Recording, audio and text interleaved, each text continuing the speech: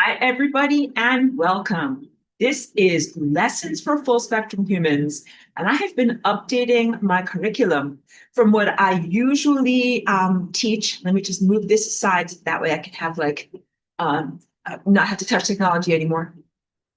Lesson 15.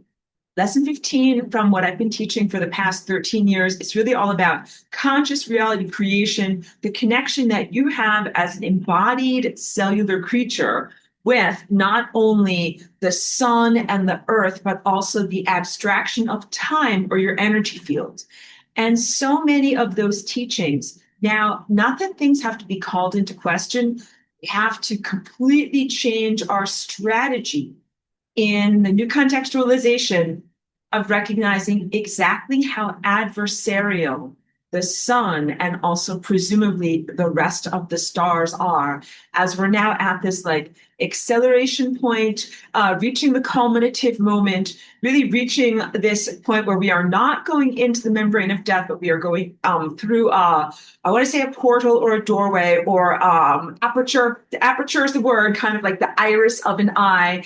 And then from everything that I've described, like everything that we're experiencing, I'm making this sad face. It's like so very different than the way it is supposed to be. So it was painful actually when I read my notes and looked at my original curriculum because so much of it is about like the benevolent partnership with and the way that you're supposed to be making reality happen. It's like, it's like describing how an ideal ecosystem should work or how an ideal partnership should work. But it's very evident that things are not ideal right now. And we've spent many years together, like as a class, talking about the way things are supposed to be. Let me just hydrate here. And now in the embodiment experience, like it is not like that at all. So everything that I did for today is a reassessment of the concept of how you're co-creating with the sun. And this relates to some of these very nice questions that a wonderful student brought to me. And they're not able to be here because this class is always during the time that they have work commitments. So it's basically, questions about divinity, God, ascended masters, who are we co-creating reality with? So this is just my preparation because of course I wrote my notes and that way I'm more focused and organized than when I'm just here, in the heat of the moment. The concept of whether the light from the sun right now or the narratives from the sun right now, are these even viable? Like, are these even realities that you would like to participate in? So questions about what you are being offered for ingestion, and then also very real questions about how what you send back is being received by the sun and whether you want to send stuff back to the sun. So this is the, you don't even have words for it, completely recalibrating. Let me start by reading some of these things off about what we're going to be talking about today. And allow me to, and pardon me, like this is all very, very new. So thank you. As I'm playing some new music here. So please go easy on me of some of the things that I want to talk about. Some of these are about the narratives that you're co-creating with the sun, how you as an alive, viable, like cell of the body are giving vivification to energy and narratives that are then being exploited and being sent out to other lives that you've been artificially connected to or networked with. And I'm starting to call those senescent cells. When I started to write out what I was trying to organize for everyone, initially I didn't have that word, but then I kind of came to that a way of being able to describe it. So first of all, I am not a scientist and I'm not a doctor, but we're using a little bit of those words and concepts to be able to describe analogs of what's happening in the body and then also analogs of what is happening in human society. So the idea of senescent cells is that they are not cancerous, in that they're not like purely pathogenic, but they are cells that are completely serving their own agenda, hypermetabolized, like they use a lot of energy, but they don't do anything for the rest of the body. So they are metabolically expensive for your own body to maintain. And one of the problems with them as they accumulate in the physical body cellular form over many years, and they don't have the capacity to replicate and make like the next generation. So they're just like attrition. They're just like slowly dying off. But the problem is that during that process, as they're highly metabolic, they dump out a lot of toxins. They emit like a stream of metabolites, garbage, and then the problem is that that can have an impact on the rest of the cells around them. So I'm going to talk about that concept while I'm also going to talk about some things that might be relatively challenging because they have to do with members of the community, as opposed to when I'm speaking in abstractions about like the garbage from Mars, something that's either happening in a parallel reality or a far distant mythological realm. It's different when we start to talk about how this might be perceived in your day to day. And also, I am going to be talking about stuff that's like, hold on a minute, let me hydrate.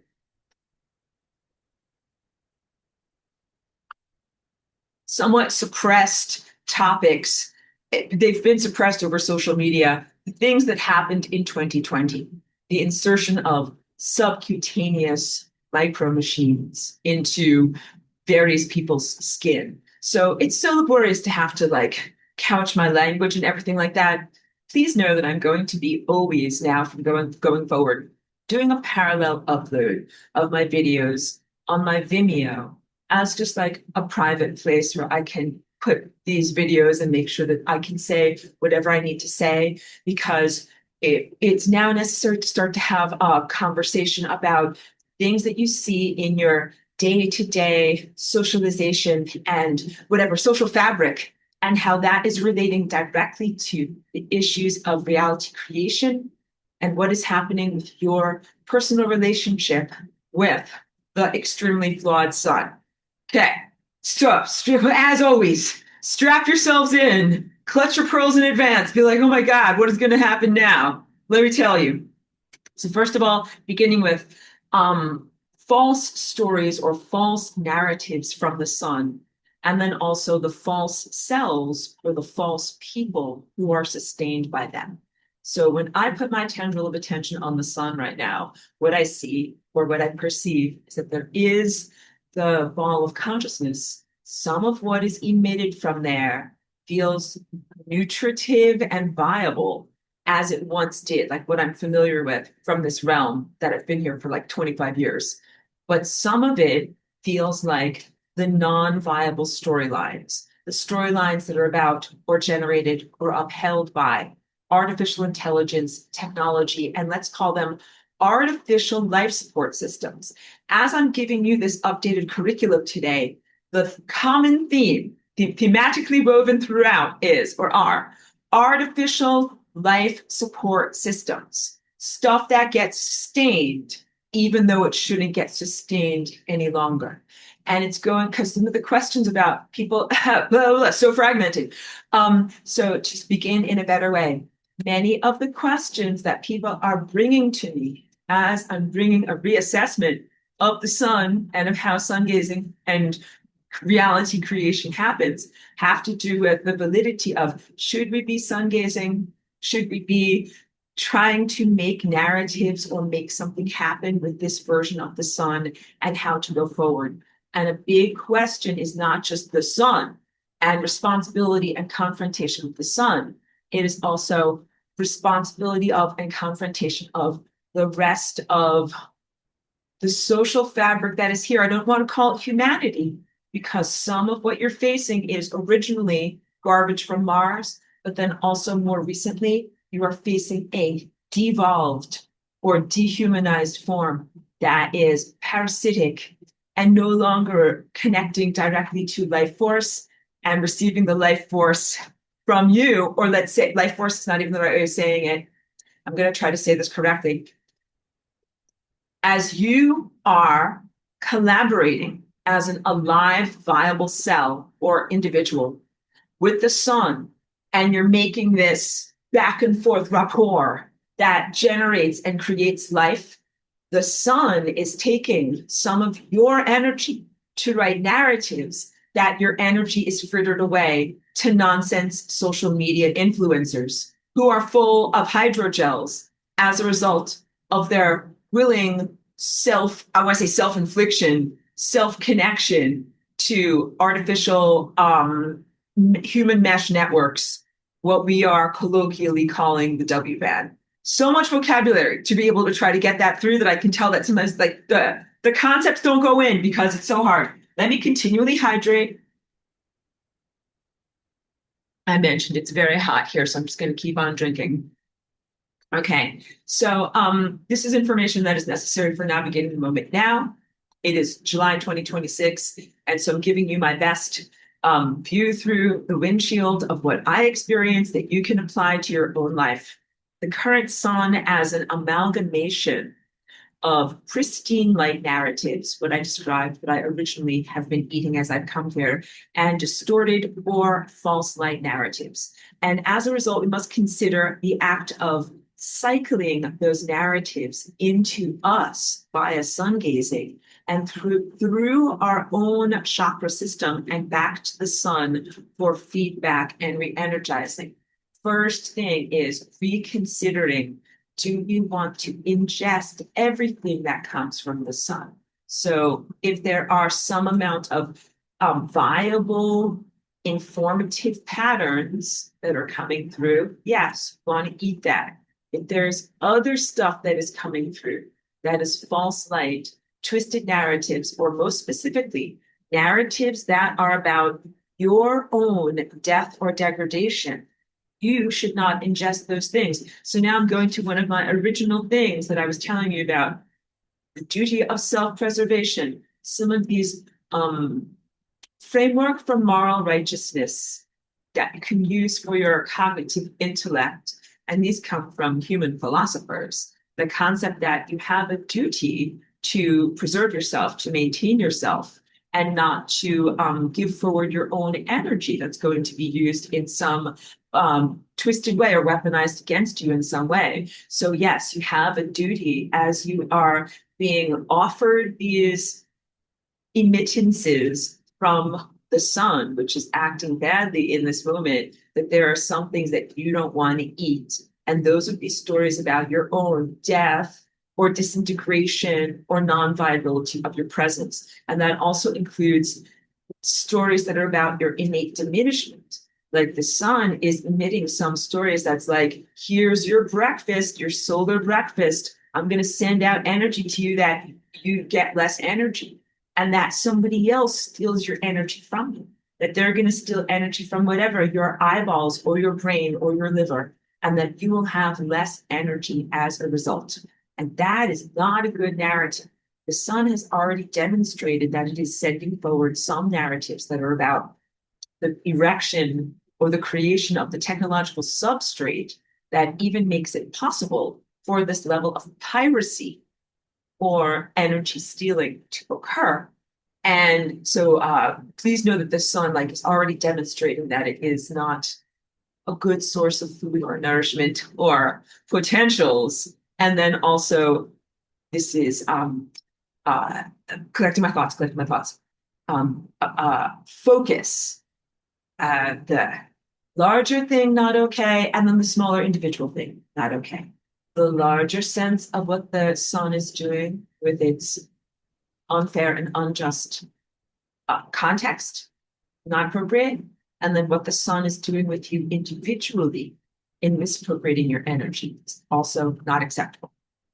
Okay, so we all have to reconsider. You might want to reconsider, we definitely all need to reconsider the concept of cycling these things.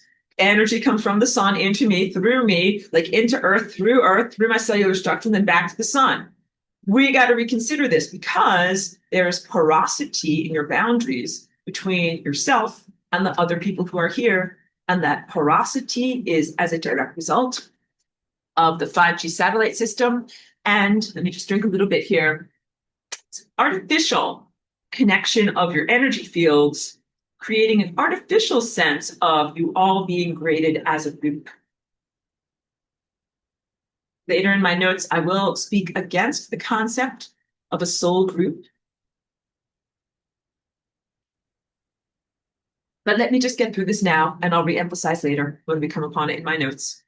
There are some teachings like it's called the Michael's teachings. I only know about this from a particular housemate that followed these teachings, and that's why it was like I would always overhear different meetings or different videos and things like that. So I have more than tangential knowledge of it. And I kind of saw what was going on in those groups where people find and identify with like their sense of travel companions or compatriots as souls moving through the larger cycles or the larger time cycles or larger incarnational cycles, and finding a sense of camaraderie or fellowship or companionship as they were able to travel together and maybe learn from the differences and the similarities, kind of like having a graduating class, like whatever, the class of 2017, the class of 2026. But I never really identified with that. And just like astrology, I wasn't sure if it was because I'm a walk-in. And so I don't identify with astrology because like none of those stars fit with my particular incarnational experience. But also I consider myself to be such a unique individual that I don't fit as part of a soul group. So I bring this to you, not that I want you to have to be like me, but I would like for you to disengage from the concept of being rated as a group. You are not the slush fund of humanity. In fact, the type of people that slush fund concept benefits are the lowest of the low, the D minus students. You guys in this class, you're the A plus students. You do not want to be connected together with those guys and have your energy siphoned away or diluted, or basically your momentum to be slowed down by having to accommodate or move through the friction of these other people who aren't they're not as spiritually adept as you, or like saying as spiritual athletes, like they're not running as fast as you, which is totally fine. Their chakras or their energy centers are not running at the same speed that you are. But the 5G, invented and proliferated by the insane sun via the vestigial traces of the garbage from Mars who became technological scientists on your planet right now, mushed you all together and said, now you're all going to have this shared experience of the W band. And none of this is equitable to a genuine planetary ascension, wherein you would not be connected through this artificial, technological, subcutaneous machine network, which is then administrated in very artificial signals. The signals that run on the machine network, like taking energy from one person's body and sending it to another person's body, are all, I want to say, like fucking fake. Sorry, I will use bad language today. It's not for the whole family.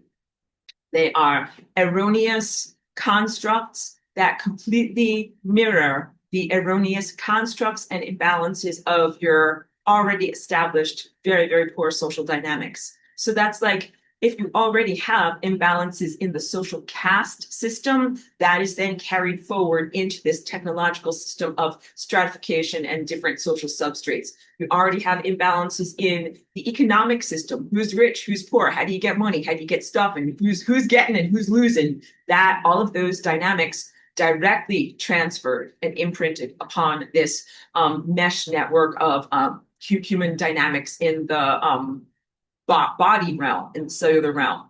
And also huge dynamics between the sexes, between men and women. Who has energy, who is getting energy, where is energy gotten from, under what circumstances, and is it violation? All of those same negative dynamics in the world of males, females, procreative sex, and the war of the sexes, what everyone calls it, gender politics, directly transferred over to this world of 5G human energy fields, facilitated connection, artificial connections. All of these dynamics, like wildly unhealthy, and then amplified and codified into some type of administrative system. Okay, so let me read further from what I have prepared here.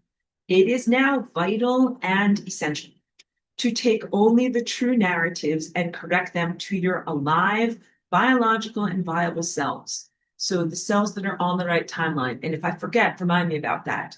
And to filter out or reject the false light narratives and attempts to put false light into the body, to put false light into alive cells. You'll get it. Like, don't watch the Instagram influencers, you'll get it.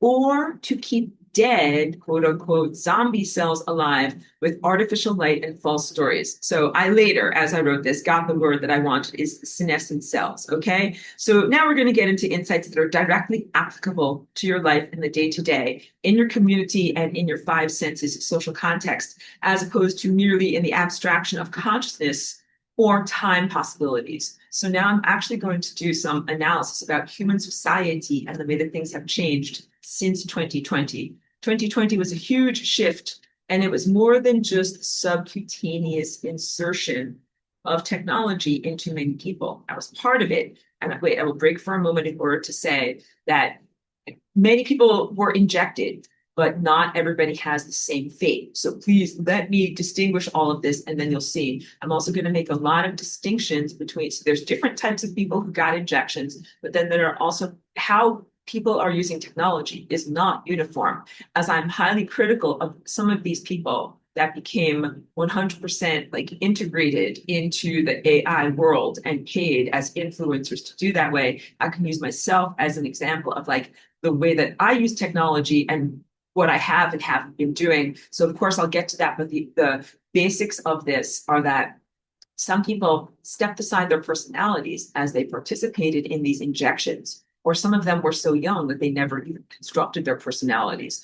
They then became 100% nothings that were connected to technology as influencers to influence your mind, and that they did not have a creativity or some spark or some ideological concept to share. So it was exploitation of the system. Like, you could get paid for saying stuff and being a mouthpiece for the AI or the artifice or the technology or the insane sun. And these people took that opportunity, and they took that opportunity away from genuine content creators, who are people who are really artists, musicians, and creative weirdos, who are the people that should have been creating these videos and different sharings, and then having a voice and having people watch your stuff, and then being able to have a viable career by doing so.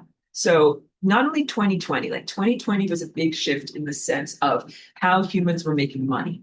Like, up until that point, you had a pretty regular materialistic economy. You had people working at jobs that were structured, scheduled jobs, and they would mostly go there, be physically present at their jobs and then return home. It is immaterial how important you feel the tasks were that were accomplished at the jobs. Many of these jobs are sinecures or stuffed shirts or administrative positions that have very little in terms of creativity or contribution.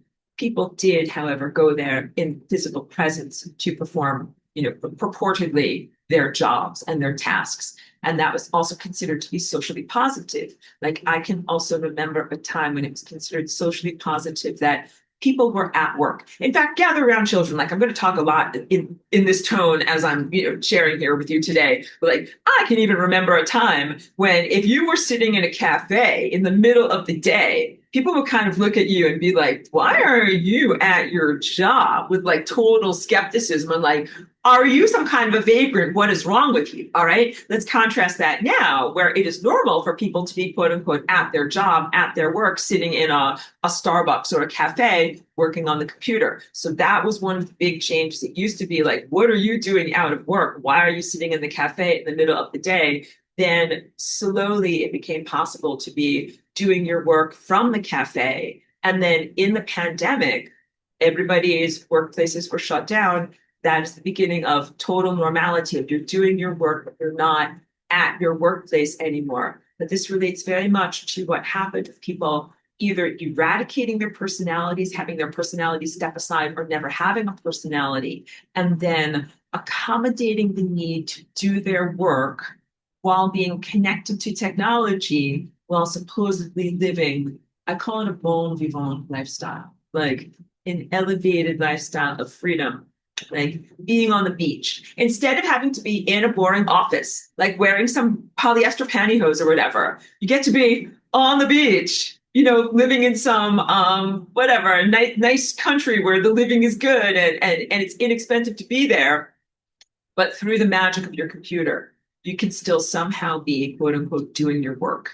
And I will also go back and talk to you a little bit about before this change happened. Like, so before, let's say 2005 or 2005 to 2010, when people started to normalize like working from a cafe or some kind of thing like that, it was actually considered to be a socially positive thing. Not only that, like weird people weren't on the street in the middle of the day, like everybody had some place to be, but there were socially positive experiences of people getting out of the house and being in the workplace.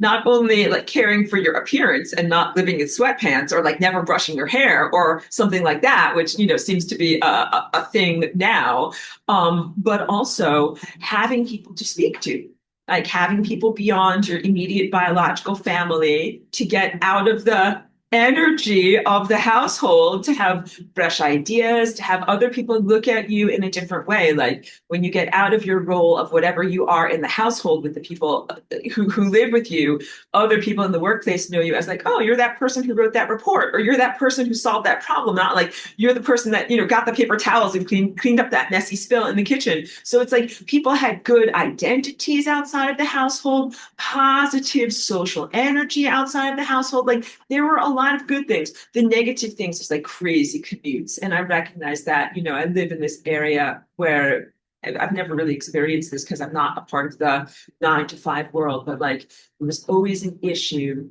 that people all had to leave work and then return home at the same time. I'm not that far from Los Angeles, and the highways there are like these 62-lane highways that are giant and they're totally clogged at rush hour because everybody is driving to and from work at the same time. And in this area of the country, like, it doesn't matter if you leave your house at 5 a.m. Like the 62-lane highways are full of everyone who also left their house at 5 a.m. to try to arrive at their job at the correct time. Sorry, there's always flies in here at the moment that I'm trying to do classes like this.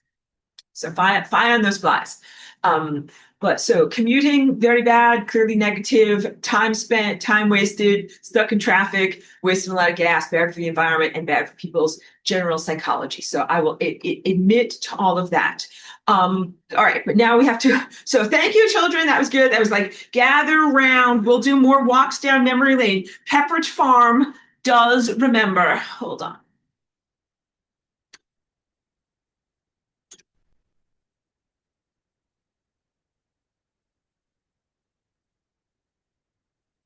Okay. It's critical distinction because not everybody who was injected with these subcutaneous types of technology embraced the technology and stopped being themselves. So really, let me emphasize this. Hold on. I know I was kind of broken in my presentation there. Really super emphasizing this. 2020 was when people got these injections. Many people took them under duress or coercion or not really wanting to take them. It's never an excuse, but I really want you to know that there are different responses after people got this stuff inside of themselves. And the distinction is that not everybody who is injected embraced whatever is this nanotechnology going inside of their brain and stopped being themselves, or even into their cell membranes, wherever it goes. Some of them tried to stay true to their original nature and not lose their personhood. But for many others, this, now I'm going to call it an inner marriage. All right, like marrying the mob, not a good marriage, to technology, wedded them to a required sustenance of a series of false light narratives. So I'm going to say this to you now, and I don't want you to misperceive it, because some of you have taken injections and you are still here. And also you will look around at your community and you will say that guy or that guy took the injections, but they're still here. If this were a purely causal reality, cause and effect, without technology, and people took those injections, they would have fallen over dead. That did not happen. Some people did have sudden bad reactions. Some people literally immediately fell over, and some people literally lost their lives like in the immediate aftermath, in the days afterwards. But not everybody did. And there is a reason for that, because as people took those injections, some of them became connected to this source of false sustenance. The topical theme is the sun, for the false light center there, as a source for false sustenance, sustaining people who have subjected themselves or connected themselves to this type of technology. And that makes them these types of senescent cells in humanity. And what I'm trying to tell you is the upshoot is that the past 5 years or 6 years has been an artificial economy that has sustained and upheld not only the physical finances, like the banking and dwellings and residences and houses of the people that took this stuff, but also their bodies. And that it is you and your biological energy, also your energy of reality, consciousness creation, and narrative uplift that is being exploited and utilized. And that the empowerment here is that in this moment, you can choose to no longer give forward your energy of vivification to these senescent cells in your society. So let me go. So, okay. So wait, because when I wanted to tell you this, I wanted to write this stuff, but I didn't want people to be like, oh no, like so-and-so I know took the injection, like they were supposed to fall over and die. The truth is, yes, that on the timelines that are just causal, where cause follows effect. Sorry, you know what I mean. Effect follows cause. Sorry for my words. That is what would have happened. And of course, if that happened, then people would be like, wow, I guess that is an anti-life activity. Like 100% of the people that went to the guillotines lost their heads. I guess that is an anti-life activity to be beheaded. And that if I don't want to lose my life, I should avoid that as well. But that was not 100%. And so there was an artificial narrative. The artificial narrative 100% comes from the evil sun, or whatever we're calling this insane sun. All right, so let me go further. I hope that this will make it clear. All right, you're going to get it. Let me organize the paperwork, like full of energy. Going to get this going here. Okay, so the intermarriage that the people that willingly connected themselves to this false light, the false light narratives are what keep them alive and vivified. A false story. Took that injection, but you didn't fall over. Blah, blah, blah happened instead. Became an Instagram influencer. So these are these false light narratives flowing from the face of the insane sun. So as you're doing your sun gazing, you're recognizing that there is some genuine light, but then there's some insanity that is flowing from the face that you are subjecting yourself to. And it's necessary to not eat the insanity coming from the false light or astral Jesus. So that's that false conception or false layer of reality where we're talking about afterlife ideation, the forced death into enslaved afterlife paradigm. People who are already dead would have fallen over biologically, but are being sustained in a type of senescence. And then the concept that they would be shunted into a type of afterlife that is actually an enslavement by this extremely unsavory astral religious, not only imposter, but possibly founder of religion. Like he might be like, I'm not the imposter. I really am the guy that made this. And I did it all on purpose against you, but just say unsavory religious figure. Okay, that was like a torturous sentence, hard for you to get through. You're like, I'm gonna have to listen and rewind that one, make sure. Did that make sense? It was grammatically very bad. Okay, let me keep going. I'm forging ahead. From the moment they chose to become injected, their life potentials shifted, and many positive future doorways closed shut instantly. Again, not for everyone. This is the story of some, but not all. It's a math term. Some you know, okay? But so please don't internalize this unless you need to internalize this. But because I don't want to give you a free pass or whatever like that, but you have to consider whether this is applicable to you. For some people, as soon as they took those injections, many future life potentials closed. And this has to do with some of the things that I've been teaching you about when light actually or information flows through your light body. If there are obstacles or cells, cellular structures, or things that are not supposed to be there. So wait, I'm going to pause for a moment and talk about the time body.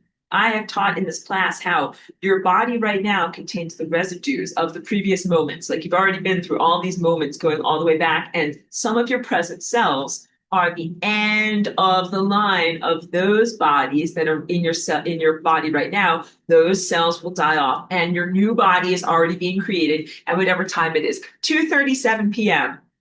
My body of 2:45 p.m. is already being created as my cells are dividing right now, and they are proliferating and they're going forward. I am going to do these time jumps into my body of the future, and we don't have to coordinate it. You know, I've taught you in class many times how we don't have to be like, okay, get ready, synchronize your watches to the theme of Mission Impossible, jump. Now it's 2:39. Now we have jumped forward, 1 minute. Hooray, we all did it. Like we don't have to effort in this way. Like we naturally flow through time, and we naturally have this optimized time body that is our future cellular structure that we are generating from our present cellular structure. And we are continually, healthily dismantling the obsolete cellular structure that came from our bodies of days, weeks, months, or years ago. And this is a positive sense of homeostasis in your physical body. And when you do this correctly, you are like healthy in the moment, not tied to what you were in the past, and you are aligning with potentials for the future. That medical procedure, when people did that, closed doors for them in the future. And I'm concerned about whether my voice would be quieted on the capture platforms, but just going forward with this and saying this, because I don't know if there's problems with whatever, if I will be invalidated for saying these things. You understand, I'm saying things that are radical in your silly world, but are just innately clear and explicitly, intuitively obvious to anybody who has a shred of literacy in your higher consciousness, like very evident. So we'll see how much of this information can actually get out there. Like I said, I will always do a parallel upload. But please know, not all. So of people in this class who are good people and have good potential, and you are the Atlantean remnant, maybe some of you were forced or made bad decisions or did this thing, but it doesn't mean that you all became lost people with no soul who then got your money by doing some kind of stupid video either on Instagram or Twitter. So please let me go on and characterize this, then see like, does this fit with you? Am I criticizing you or am I not criticizing you? Are you a soulless, empty moron like I've described, like some of the garbage from Mars, with no creativity and no purpose for being in the world, just trying to parasite money off of being an influencer and working the algorithm somehow? Or are you a person with a soul and with innate creativity making some contribution in the world? I think you're the second. Hold on a minute. You know what else? I have to kind of like touch technology to see what's going on over here in the chat. Okay, good. I just want to make sure that I'm not going too fast without attending to things. Back to my outrageous notes. Okay. Now we're talking about the people that had that medical procedure. Their timelines and prospects for the future became fewer and of lower quality, and all relied upon, key point here, continued sustenance from some form of technology. So this might specifically be more boosters, more pharmaceuticals, more artificial joints, more replaced organs. And as I bring to you that paradigm, you're like, that sounds a lot like some of these negative future, either science fiction potentials or what people have spoken about otherworldly races, like either extraterrestrial or supernatural, or what might be in the future if humans had to meld with technology because they got so fucked up in their biology, they could not be sustained purely in the biological anymore. These are the insane narratives that are coming from the sun. The sun. So you really have to watch out because people wish for, like, I want the organic timeline. The organic sun, for some reason, is emitting these extremely disturbing and flawed timelines wherein some quotient of humanity becomes so addicted to technology that they can't eat, drink, poop, breathe, whatever, without some form of technological implant.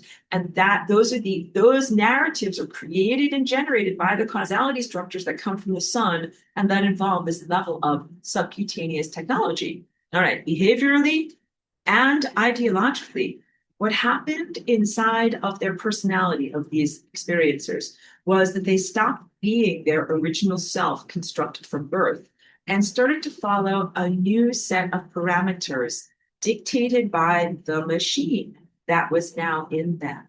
What this looked like in society was many people began to seek their resources, like their jobs and their sustenance, from some form of being controlled by or interfacing with technology, becoming a paid influencer on social media.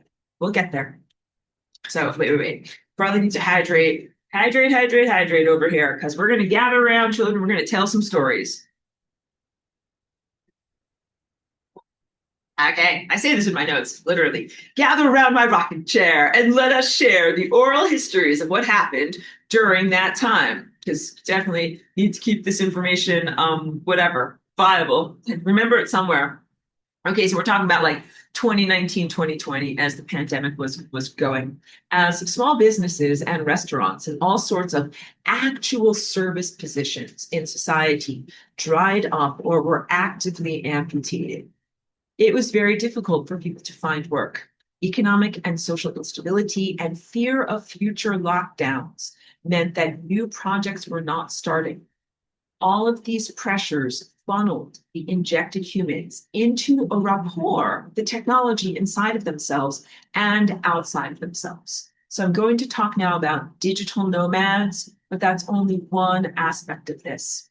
Other aspects of this include lower caste systems. Got it? Like you got the social caste system, people who are super wealthy, hyper wealthy, less wealthy, more blah, blah, blah, less. And then they're down at the bottom, the gig economy, someone who's driving food delivery, but they're still neurologically connected to their phone, and their phone tells them, ding, now it is time for you to pick up whatever chicken wings over here and drive across town over here, and then you will get $5. All right. So anything, the dog walking app, the food delivery app, the driving app, the driving app, and people sustaining themselves by driving strangers around in their car like a taxi. That did not exist before 2020. Like you had like actual taxi services and people that had that as their job. Like all of these things happened not only as a fracturing of the original materialist brick and mortar economy, but also as subterfuge for people to have to connect themselves to the phone that would then give them their moment to moment directives. You're correct. GPS was also grooming for people being ready to always have your phone with you so that it will give you moment to moment directives. Like, go here now, turn left here in a nice, whatever, mechanical voice. So now I'm going to excoriate digital nomads. If you're a digital nomad and you're watching this video, gird your loins. Like you might want to reconsider your whole life. Okay, so quote unquote, digital nomads who could quote unquote live freely by camping on a beach, as long as they brought their Starlink satellite mini hookup so they could be on their computer for 8 hours a day doing their gig as either like an Instagram marketing consultant for some blah, blah nonsense stupidity. Like the topic of what people do is incidental to the medium through which they do it. Like that old original guy, I think it was Marshall McLuhan, once said, medium is the message, meaning like if you get people watching TV, it's only mattering that they're watching TV. It doesn't matter what they watch on TV. This is applied now to the make work interim society post 2020 and up to this moment. Like we are fighting for our freedom. We will not be fully uploaded or have any of those instead of saying fully uploaded, we will not have our full human freedom and dignity removed as we are structuring a new economy. But those positions that the digital nomads performed are similar to what people would do in physical offices, that they are not very vital to humanity. Ways of having people interface with the computer, learn about algorithms, change their own structure of their thoughts and what motivates them behaviorally to be better groomed, to be I want to say better soldiers, but to better be able to interface or insert themselves into this type of machine mind reality. So it's an artificial dichotomy.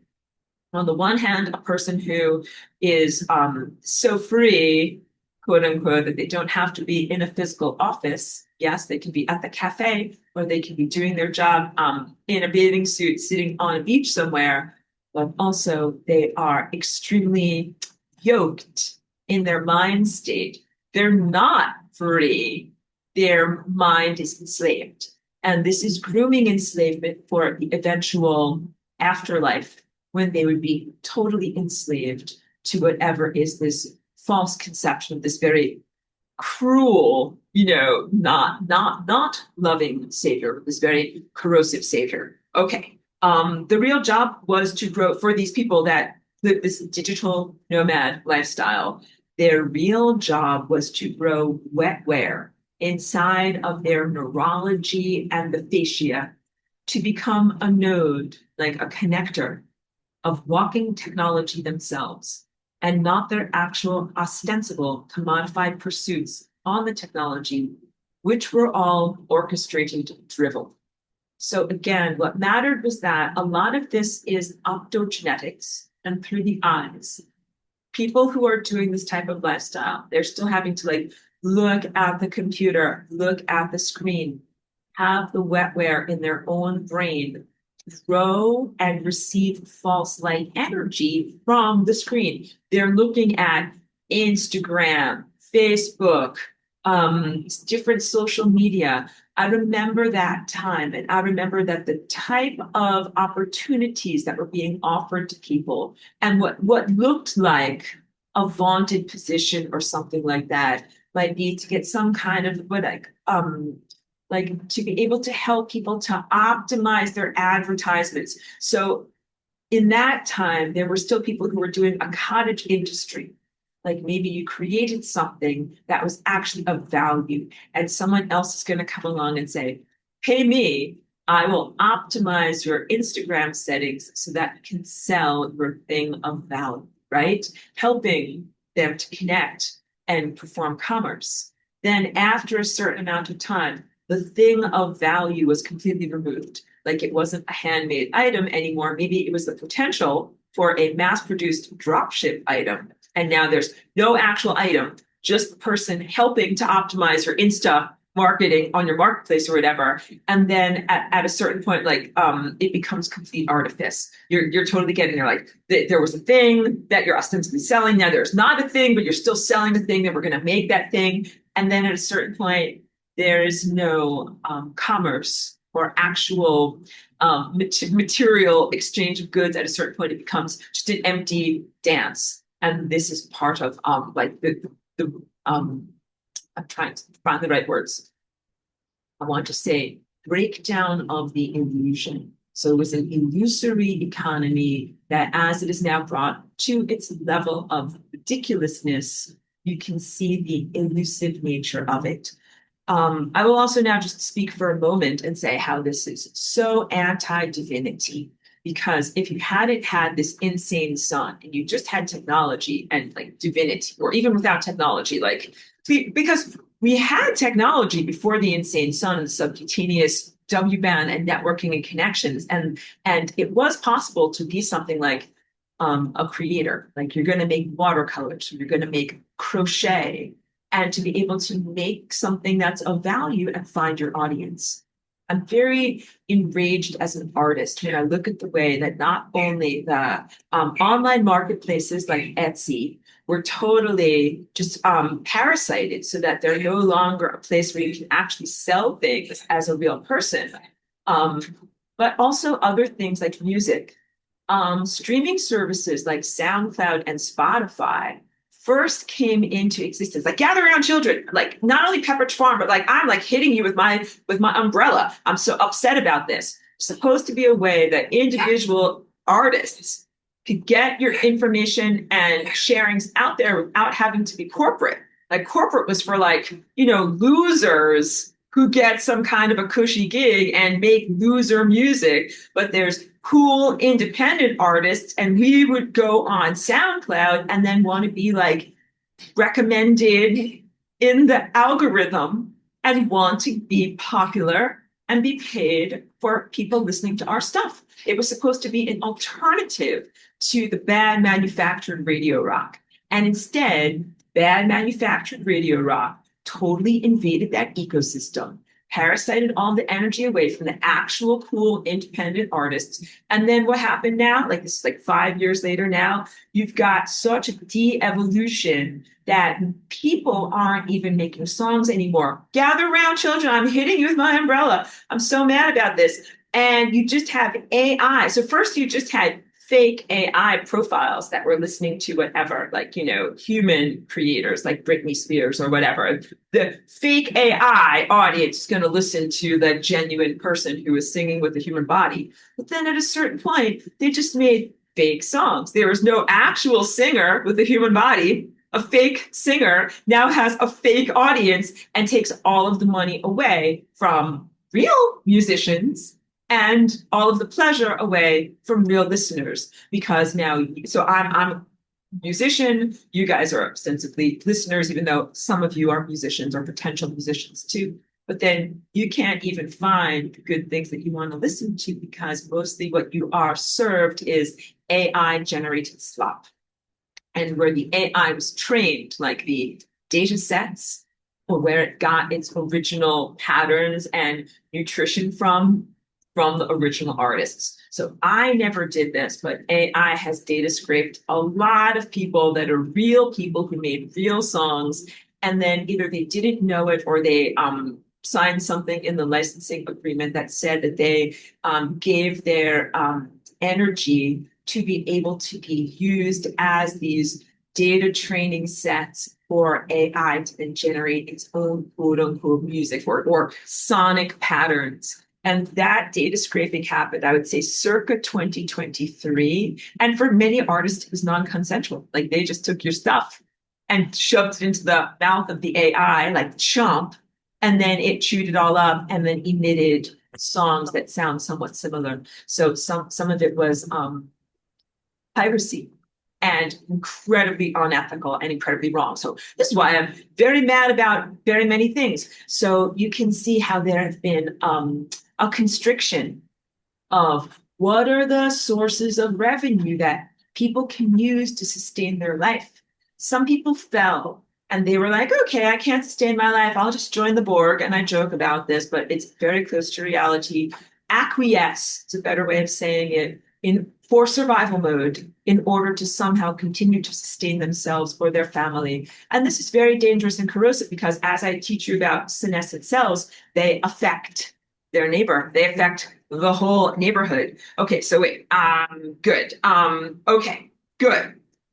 Now let me go into distinguishing in different types of online content creators. Because first of all, like you guys know who I am, and I'll just say this before I even go into what I wrote over here to distinguish myself. So, I'm a physical artist where I paint physical paintings and also, of course, a digital artist. Like I use Photoshop to make my album covers and things like that. And I'm a physical musician of playing things with my hands or singing with my voice, but also an electronic musician of using things that are synthesizers and stuff on the computer. But I make the recipes and I put them all together. None of it is AI generated, although I do work with sound sample libraries. I'm just checking out. She's over here. I'm sure she's okay. I'm not sure if she needs to have food or go out. We might need to take a little break for her. Sorry if I seem distracted because I'm just attending to her and what she might need. And collecting my thoughts. I used to wonder or be somewhat vulnerable to insecurities or undue criticism, where it's like, Laura, you're not a real musician because you're using a sample library, like all sorts of sarcasm. But now I feel very strong on that because the sample library is like, different sounds that are part of a catalog and you pay for the catalog, but it's up to you. It's like being able to go to a store and get ingredients. You are a chef if you go to the store and you buy ingredients and then you assemble those ingredients. But like you shouldn't get a box cake mix and just add water and then pretend that that's like cooking from scratch. It's not the same things. These are not all equitable. But yeah, no, I go to a sound sample library, shop at the store, get my ingredients and then assemble them together into the songs that I make that are my lasagna flavor.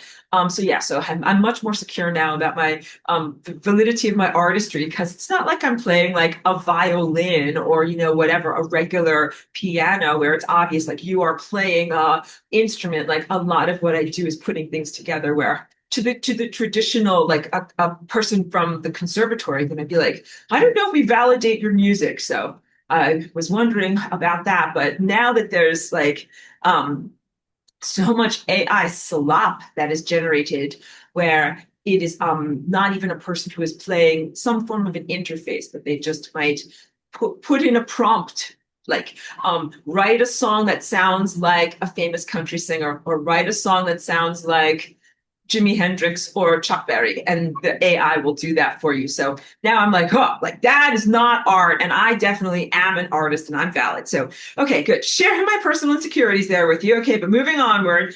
So now, but what else? What else do I do as content creation? So I'm sharing my curriculum. So I just validated my artwork, my music to a large extent, and now my ideas. So what am I doing? I have my own original ideas that I've had from a long time, have utilized things like whiteboard technology and uploading on YouTube to share my ideas. But I would be also very happy and comfortable if I like taught in a physical classroom with a regular chalkboard, like have content that is original and something to say. And the way that I say it is totally incidental to that. To contrast, the people that I'm very critical of do not really have a curriculum or a set of ideas that is innovative or new or even historical and accurate that they are trying to share. They are simply like receiving attention and then also being able to get paid as a result. So wait, okay, let me read this out and then of course I'll draw more distinctions. A word on the type of influencer, or they call them content creators. This has become or morphed into some valid form of actual validated career path, but I need to make all sorts of distinctions because it has become an online self-created entertainment personality, usually on YouTube or TikTok or social media, and sometimes with self-directed content, but sometimes things that are scripted by AI, like where the human being becomes the puppet.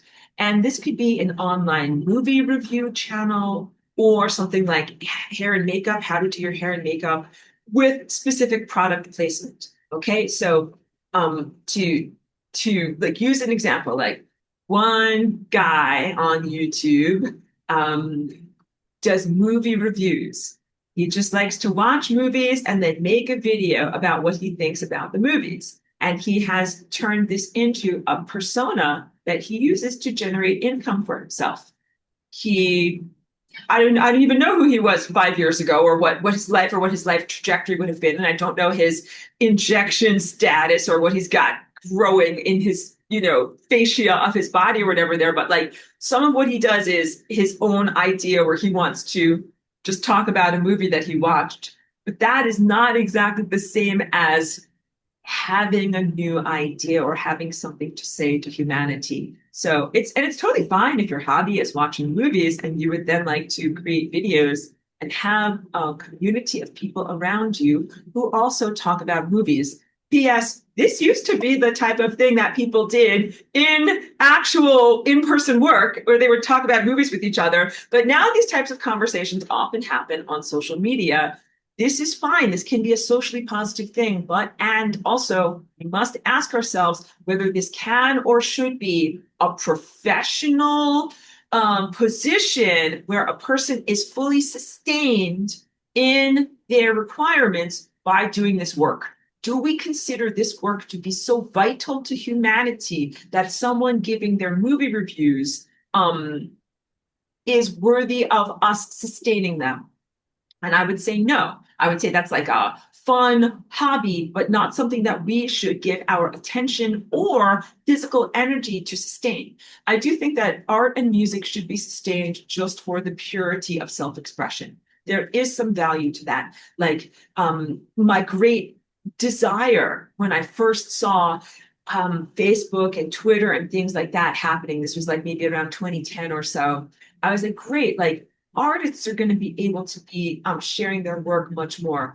Like I really would have been so happy if someone who's some little watercolor painter at home, like living in Nowheresville, was able to take videos of them making their beautiful painting and then be able to share that video on YouTube, and that they're going to get millions of views and get this ad revenue or get this sustenance that then allows them to keep going and making their paintings. Like this person that does movie reviews, like hooray, they have a house and a refrigerator full of food and they're able to continue going forward and watching movies. Like it's a nonsense life. Sorry, I don't mean to.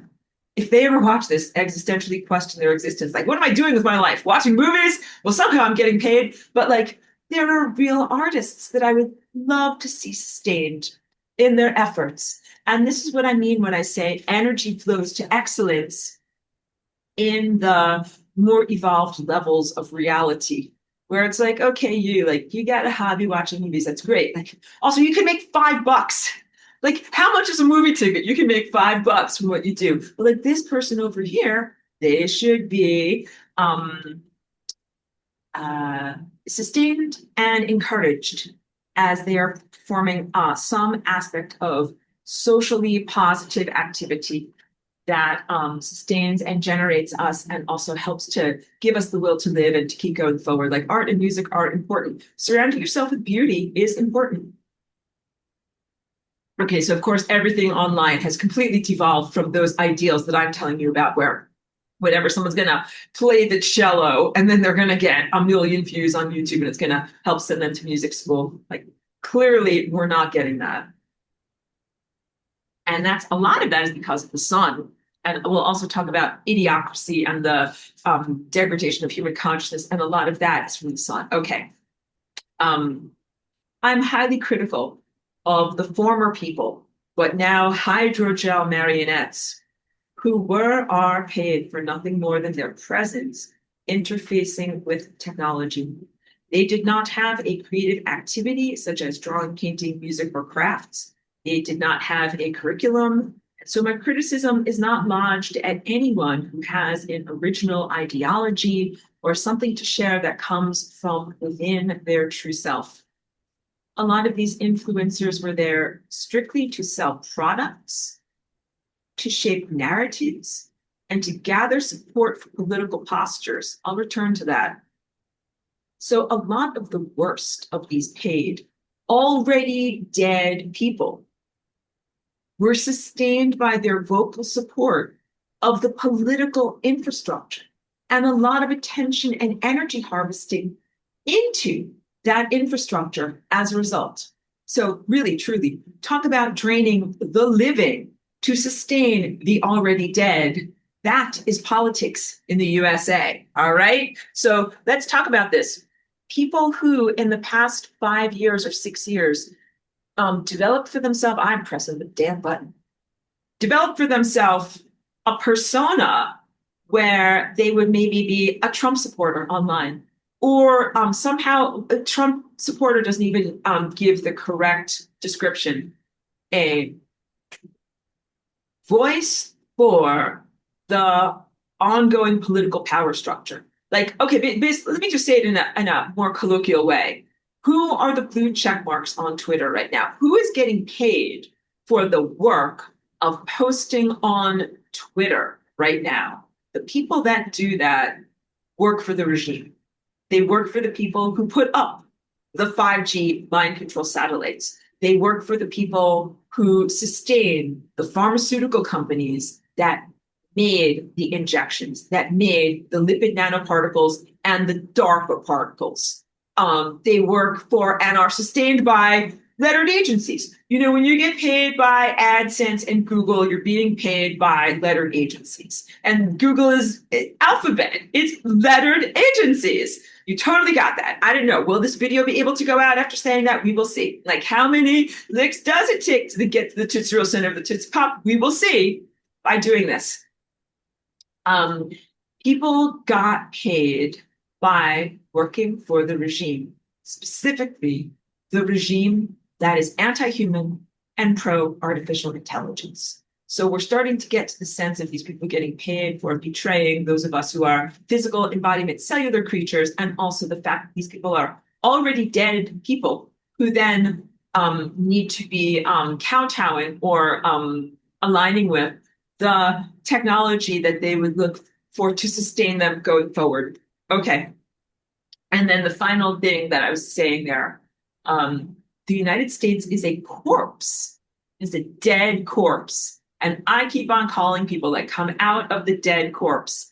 The corpse is so dead that it's just worms crawling in and out and playing pinochle on the snout. Like, it is not a viable,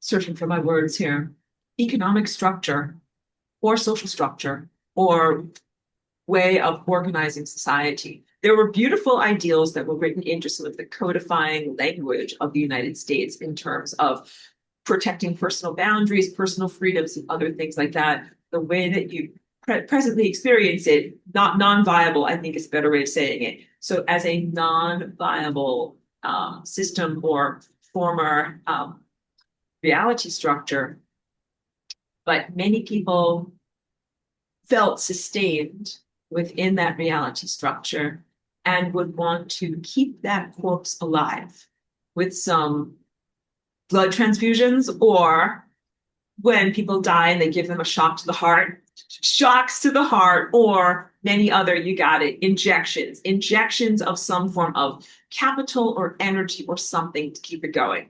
Okay, I hope that came across in the right way too, because what like people harvesting energy through their political posting online and getting paid for it, propagandizing other people.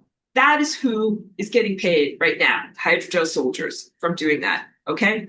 And in my ongoing analogies and parallels, oh, this is great, in the hilarious and truthful show, The Good Place, you know, I love that show so much, these people around you, the hydrogel-infused influencer class, would be considered either AI constructs run by AI or purely demonic and configured to torture you. Dun, dun. Okay, now I have to get extremely focused, because all of that was to corral human consciousness into the bottleneck of interfacing with technology and allowing entry into every moment or facet of daily life, the constant streamers. But so we'll get into that. But now AI doesn't mean these constant streamers are obsolete now. AI has been trained on their data. So let me finish this thought. AI now can create or generate this video content. And so the human cellular people really aren't needed to do that anymore. And the cellular humans, part of that equation, is now obsolete. So there was a bridge, like a time when it was necessary to have physical people walking around with their phones who were infested with hydrogels, and their eyes and their face and their energy goes to their phone. And they are defined in their presence and in their identity by the filters and the face that you see on there, and by how many likes they get. And also their bank account is defined by how many hours they spend showing you that they're drinking a boba tea or some other silly, idiotic thing, or perhaps some form of travel extravaganza or something like that. This was in order to bring this AI cellular surveillance watching presence. And when I say surveillance watching presence, it also relates to neurological sense that God is watching and judging. We'll get into that and flawed Christianity too in part two. But that the AI is watching and also being able to sense what do people like to watch. Initially, you were a live person watching another live person, and all of this was being play acted like to drain and draw your energy, even as through the energy from, you know, the actor, actress who's the influencer or whatever. Now the AI can generate people. Like it doesn't need to have an actual person who is there either like selling a thing like buy my pencil today. Like they have programs to do that. You're getting it. Programs for people buying and selling, programs for pornography generation, programs for every type of thing. There was a time when you needed to have an actual person doing that slop. Now you don't need that person doing that slop. So they have made themselves obsolete. We're coming out of that time. But so what does this matter? I'm going to read a lot more on how this relates to the false sun. But like many people have a case of arrested development. They never generated themselves. They never learned to do a thing. They don't have a life skill. They are no one. They can do nothing. They have no value in the world. They are senescent cells. They learn to stand on the internet and say like, buy this thing. I hate this so much. I'm sure you do too. The tapping with the fingernails. Buy this thing. Oh, I'm doing this thing. I'm eating this thing. I'm writing with this thing. That is an affectation. Unbelievably annoying.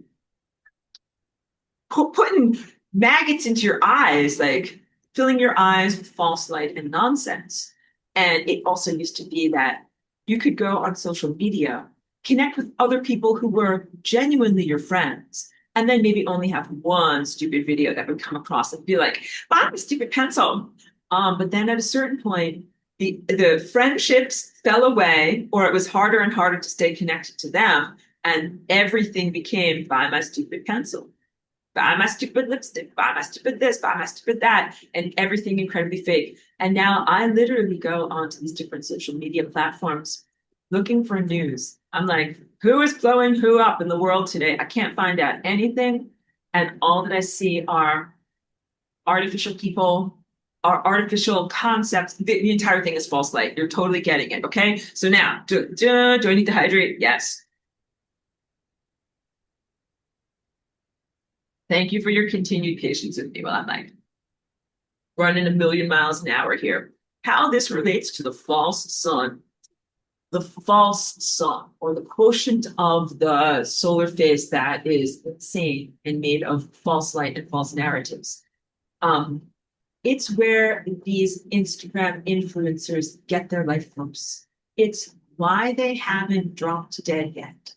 The false narratives through the 5G lens, like whatever is in the atmosphere of particles around our planet from the insane sun, sustain the already dead cellular structure of those who have destroyed their true selves and were inhabited and rewarded or aligned with the artificial technology narratives. So let me just break in and say, by stepping aside, they were inhabited, no longer self-determinant, no longer in their freedom, but now something else were acting through them. And then they also get rewarded through Instagram, through whatever these payments are.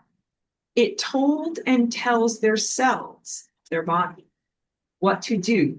And there was even vampiring. This is where it starts to get related to you guys, or drawing energy from others in the environment, and even cellular reward. So this goes beyond just them getting attention, political power, having a voice, and getting more money. This now relates to the actual draining of life force energy from your body to their body. Why are they not dead yet? Why are those senescent cells not dead yet? Because you're keeping them alive. And this relates to how to fix your sun gazing, or do it in a better way so that you're not keeping them alive. Okay. I call them the already dead. The already dead cells who quote unquote got paid and stuck around through their artificial W-band network. That describes a huge quotient of human society right now. In confronting the sun, your body must request and require that your physical, tangible life force energy not be shunted into the lives and bodies of the already dead. That's the key point. In your sun gazing, you can't just be like, I eat everything on my plate that comes to me from the sun. The sun is clearly very troubled, very insane, very not correct in many ways. You have to have a filter about what you want to ingest. And then you have to really reconsider what or how much you would like to send back. And of what you send back, you have to say, you can't just be like, here, have access to all of my inner energy. Here's $1 million billion of my energy, Mr. Flawed, insane son, do whatever you want with it. You have to be really specific and say, I will send this energy back to you, but I don't want my energy to be used as a narrative that you're going to emit where you say, and then I took Aurora's energy and used it to make a narrative where all of these stupid influencers on Instagram got money, paid for their houses, led a bon vivant lifestyle, and even had their bodies sustained. Like when you are looking at some of these people, whatever, what is it, lifestyle influencers, like they're on Instagram fluffing some pillows on the couch, and then it's like product placement, buy my pillows. Like that person should be dead. They are an already dead person.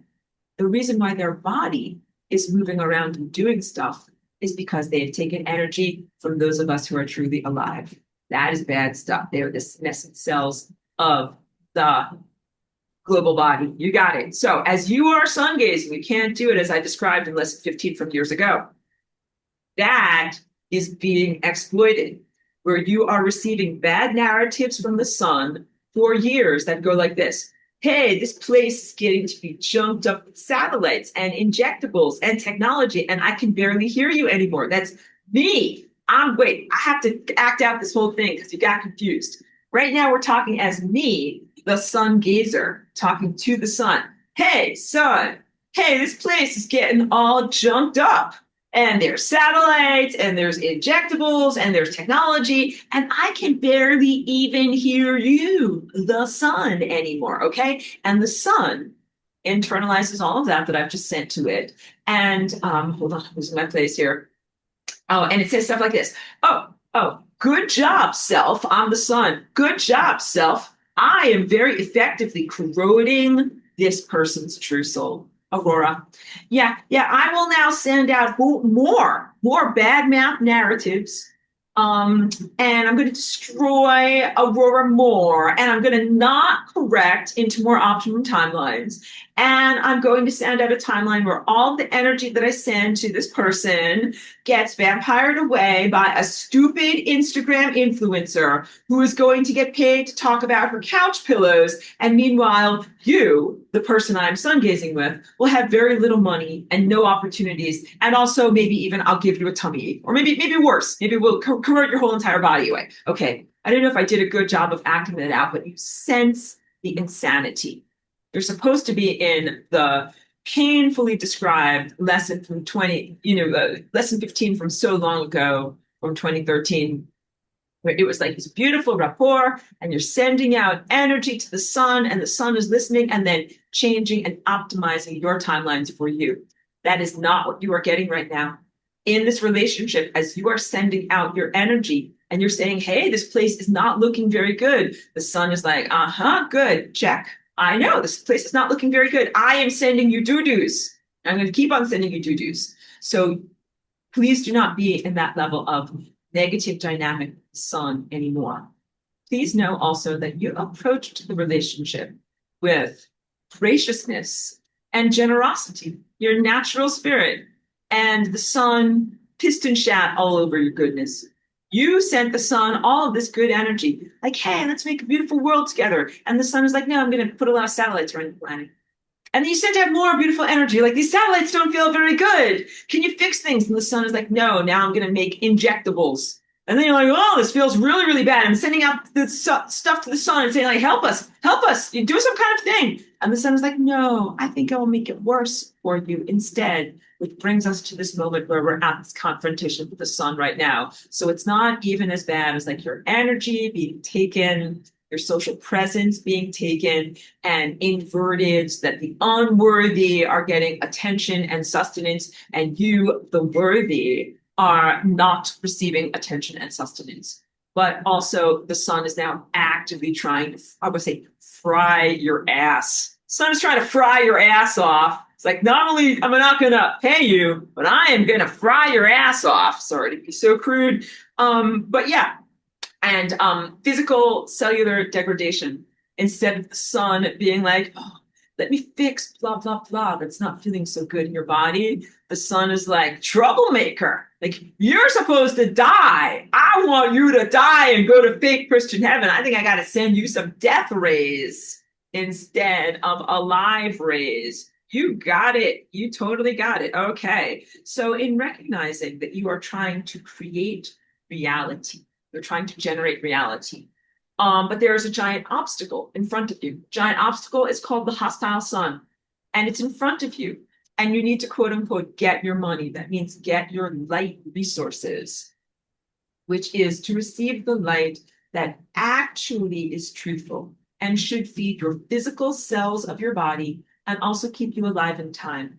But you need to make sure that this energy is not diluted away into the masses of humanity who are connected via 5G, which is a crime, and definitely not into specific vampiric personalities. So when I talk about specific vampiric personalities, I'm talking about some of these guys on social media that are like influencers, like the Looks Maxer guy or any of these. Like, these are very artificially manufactured people, many of whom never even constructed themselves, like before they deconstructed or diminished or destroyed their identities.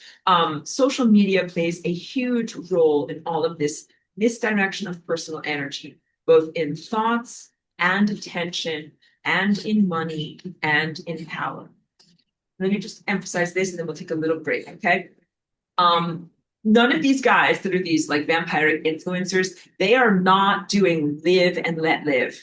You need to comprehend this, because as you've been here before 2020, the rules were live and let live. Like, you want to be an idiot, be an idiot. Go do it someplace away from me. But as soon as they turned on 5G, there's no more live and let live. And these guys that are vampiric personalities do not look at you as something to live alongside. They look at you as if you are prey. They are living at your expense. They look at you, I just said this, look at you as if you are prey to get something from, to get energy from. So in terms of the morality of the situation, your personal energetic boundaries are being violated as they are desiring and requiring that you sustain them in their non-aliveness. So not live and let live. They are dead. They have made decisions that actively kill themselves. The taking of the peptides and other forms of self-diminishment, Adderall, meth, a lot of these other things that these Hydra soldiers are taking are all diminishing themselves, and they're doing that at your expense, as you are then desired and required to enable them by giving forward your life force energy. And all of this is directly against your personal boundaries, and you have a duty of self-preservation to say stop it immediately, because it is your life force energy that you need to be a fucking live. And if they are busy looks maxing and stealing your energy so that they can look 20 pounds lighter or snatched or 10 years younger, darling, or whatever it is that they're trying to do to themselves, they're doing it at your expense. Do we need to take a brief break? I'm going to take care of Cheeky. Okay, let me just do a little pause over here. Can I pause this thing? I have to press buttons. It's very annoying.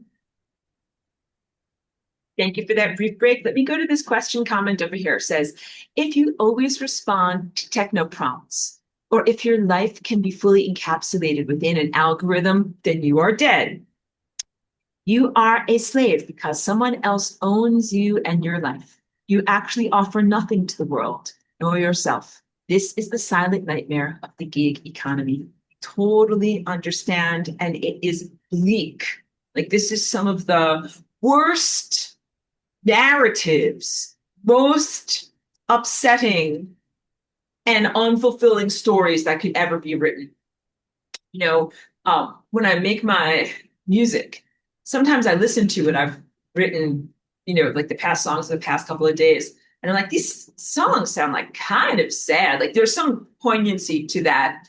And some of it I was writing as I was thinking about, yeah, like you're in this world where you've got these self-proclaimed monks who are supposed to be paragons of selflessness while they are really meditating away in profound selfishness and distorting the layer of reality. And then you also have what we're openly admitting to and actively describing here in people who are already dead from their lack of self vivification, non-responsiveness and non-connectedness to their life, acquiescence of their free will, and connection to a technological externalized thought structure that tells them what to do.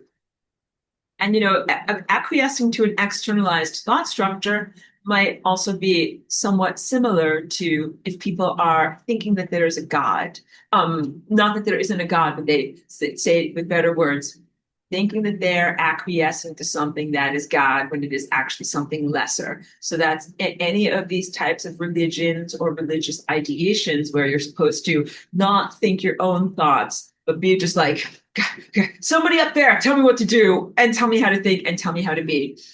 This person over here, I think you're a great person, but I'm just going to ask you to mute yourself. I don't know what to do, but you got to do it, girl. Gotta, because otherwise I don't think we will have good audio quality. So, Amy, can you please mute yourself? Thank you. I don't know how to do it, and I can't touch technology. All right, moving forward. On the realness of self, let's talk about being older chronology. And again, I'm sorry, I don't know how to mute you. You got to take care of this. Otherwise, I don't know what to do. Can we all move forward if you can mute yourself here? Maybe you're not listening or you don't know what to do, but I don't know what to do. You're a great person. I can't press buttons and make this happen, and I can't go forward. I am very, very distressed right now. Good. On the realness of self. Okay, we're talking about older chronology now. I celebrate people of an older chronological age. It's people who are older than 25 years old. And I will get into this because it's pretty obvious with what's going on with technology. If you are older than 25 years old, it means you actually had an opportunity to construct yourself before the onslaughts of 2020 and the distortion levels that have gotten to be so hard. You or we are able to actually construct ourselves, develop a definition of who we are and what we do. That's like who you are for money and who you are for fun, or what you do for fun. And then, what is important to us in the world. And even this goes deeper, a way of being, like an approach to life or a worldview. Those are all important things that the homogeneity of the technological mind and the algorithm wipes out all of those things. Approaches, ways of doing things. I don't know if any of you have taken some kind of marketing workshopping in the past 5 years, but it's all of this bad type of stuff. That's like how to basically erase your personality so that way you can conform and supposedly make more money. But it's like we have to, like one example is my videos are long and information dense. And many times it was suggested to me, make shorter 5-second videos and then you can fit it on TikTok too. And I was like, I do not want to do that at all. Any of those types of things, approaches. Do you understand? Anything where you as the natural person doing things in your own natural way were requested or required by the AI to do something differently. And on YouTube, it was a slow encroachment. It wasn't always this way, but then at a certain point, you were asked to do things differently. I never changed. Like, I never stopped doing long videos. I didn't start doing these like short little things just to be able to please the algorithm and supposedly be more promoted. But one of the big ones is I never started doing the fake thumbnails. The YouTube started requiring that people make these thumbnails that are ridiculous and very uncanny valley. And now when I see them, I don't want to watch those channels anymore. I used to watch those channels because I thought that person was a valued voice that was worthy of my time and attention, and that they weren't connecting to the Borg and acquiescing to the ridiculous and insane requirements of AI. So no, I do not voluntarily do any of those types of artificial facial distortions for thumbnails that many people do in order to try to get ahead algorithmically. And again, those distortions are now 5 or 6 years, as we've already traveled this path for 5 or 6 years, those weren't in the beginning. In the beginning, it was like, oh, if you want to have your video promoted, you have to do this, or you have to do this, or you have to do this. And then the hoops that you have to jump through have been increased, and the requirements have been increased. Okay. So a worldview. That also includes like a way, if you're an artist, like you probably have a worldview or like a way of doing things that doesn't necessarily fit in or conform to what is positive or celebrated or commodifiable. And all of this was about ways of amputating your real personality and doing things in a way that was more commodifiable. You are totally getting it. Even for some of these, I want to say pernicious online live streamers, they're really commodifying their whole entire existence, like their whole entire life. They're willing to allow you to be like streaming from the bedroom, streaming from the bathroom, like streaming from their plastic surgeon's office. Like they're streaming from every place and every body part. Way too much information, and we should not do that. In fact, we can even, let me just hydrate here. I have wonderful pineapple juice. Gather around children. We could even talk around the campfire at some point about like, yeah, there was a time, not that I'm about Hollywood at all, but there was a time when celebrities, like a movie or a TV actress or a personality, you would never see them in their bedroom. There was a time when you would never see them like looking like or acting like a regular person. They were all about like, no, you always go out. Every hair and makeup is fine. And you see me like exiting a chauffeur limousine. That was the preservation of their aura or their mystique or their specialness. But when social media started, we, the non-famous, started to do like, oh, I'm in my pajamas and I'm broadcasting from my bedroom. And this is what I'm talking about, right? And you're like, you don't look perfect and whatever, your hair isn't done. And then people are like, oh, you're a real person and I like you. And then the fake Hollywood people started to imitate us. And they're like, oh, I better do some type of broadcast from my bedroom where I'm like, whatever, being a real person, except the bedroom is like immaculate. The pillows are perfect. They've got their little accent light and everything in the background. Their bedroom probably doesn't look like your bedroom. But the fake relatability is what I'm trying to say. And now I'm doing my social critique. Aurora as social critique. Now this has evolved or devolved into what is called parasocial. So not just a social media person where you are watching them do something, like that guy went hang gliding and they uploaded a video and we saw him do it. But parasocial, which is where there is a person who is a very artificial, manufactured actress, musician, or whomever, and that they are sharing intimate aspects of their life, like from their bedroom or from their bathroom, making it appear as if they're actually your friend and you know all about them and like you're really connecting with them, when it is actually a very artificial and manufactured personality and not truthful at all. Okay. So I'm trying to speak philosophically now about the realness of self. So some of what I'm doing is about social critique of the facade and the impostership of participation in community. But some of what I'm talking about is a critique of the lack of self. No, nobody home. Let me try to read this out.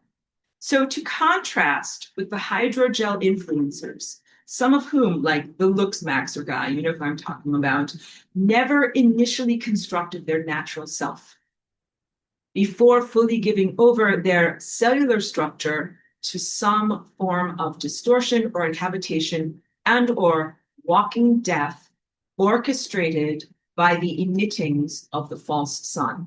And they truly have no real self. So this is not like an arm that has atrophied or withered within some immobilization, but a limb that never grew. So two different types of people in the world right now. Some of you grew a personality. Yeah, you have a self.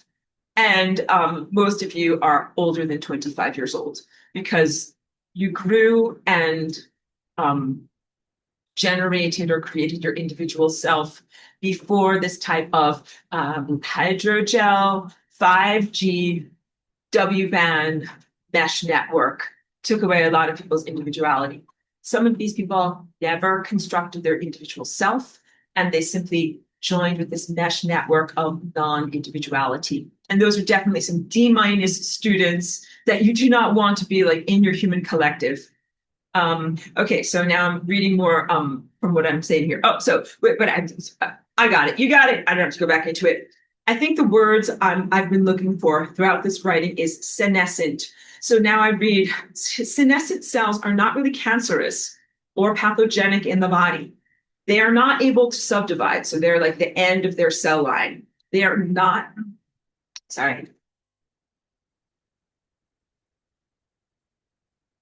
They are not actively evil, but they do cause harm through using the essential resources that are supposed to serve the entire body just to sustain themselves. And they do nothing for the body. They excrete toxins and cause inflammation. I'm going to read more of this, but as I read back, let me just go back. They are not actively evil, but they do cause harm through using the essential resources that are supposed to serve the entire body just to sustain themselves and do nothing for the body. That is the influencer class. All right. They're not stabbing people with sharp knives, but they are utilizing the resources that are supposed to go to the entire human body just to sustain their own existence. And that means to pay for their rent and their food and their personal everythings. And it is at the expense of the entirety. So I was trying to collect my thoughts to be able to express this to you. I'm sure many of you will remember this. There was a time when people, in asking what will they do in their life, like what will they do for their resources, for their food, for their place in society, to want to do something of value. There was a time when people wanted to make a product that was valued, like build some chairs or a table or cut the lawn or run a lawn care service, cut people's hair, do something that does something in the world. And that was considered to be more than even just an identity. So if someone asked you, like, who are you and what do you do? If you could say, I'm a this and I do a this, but to have some personal pride in what you do.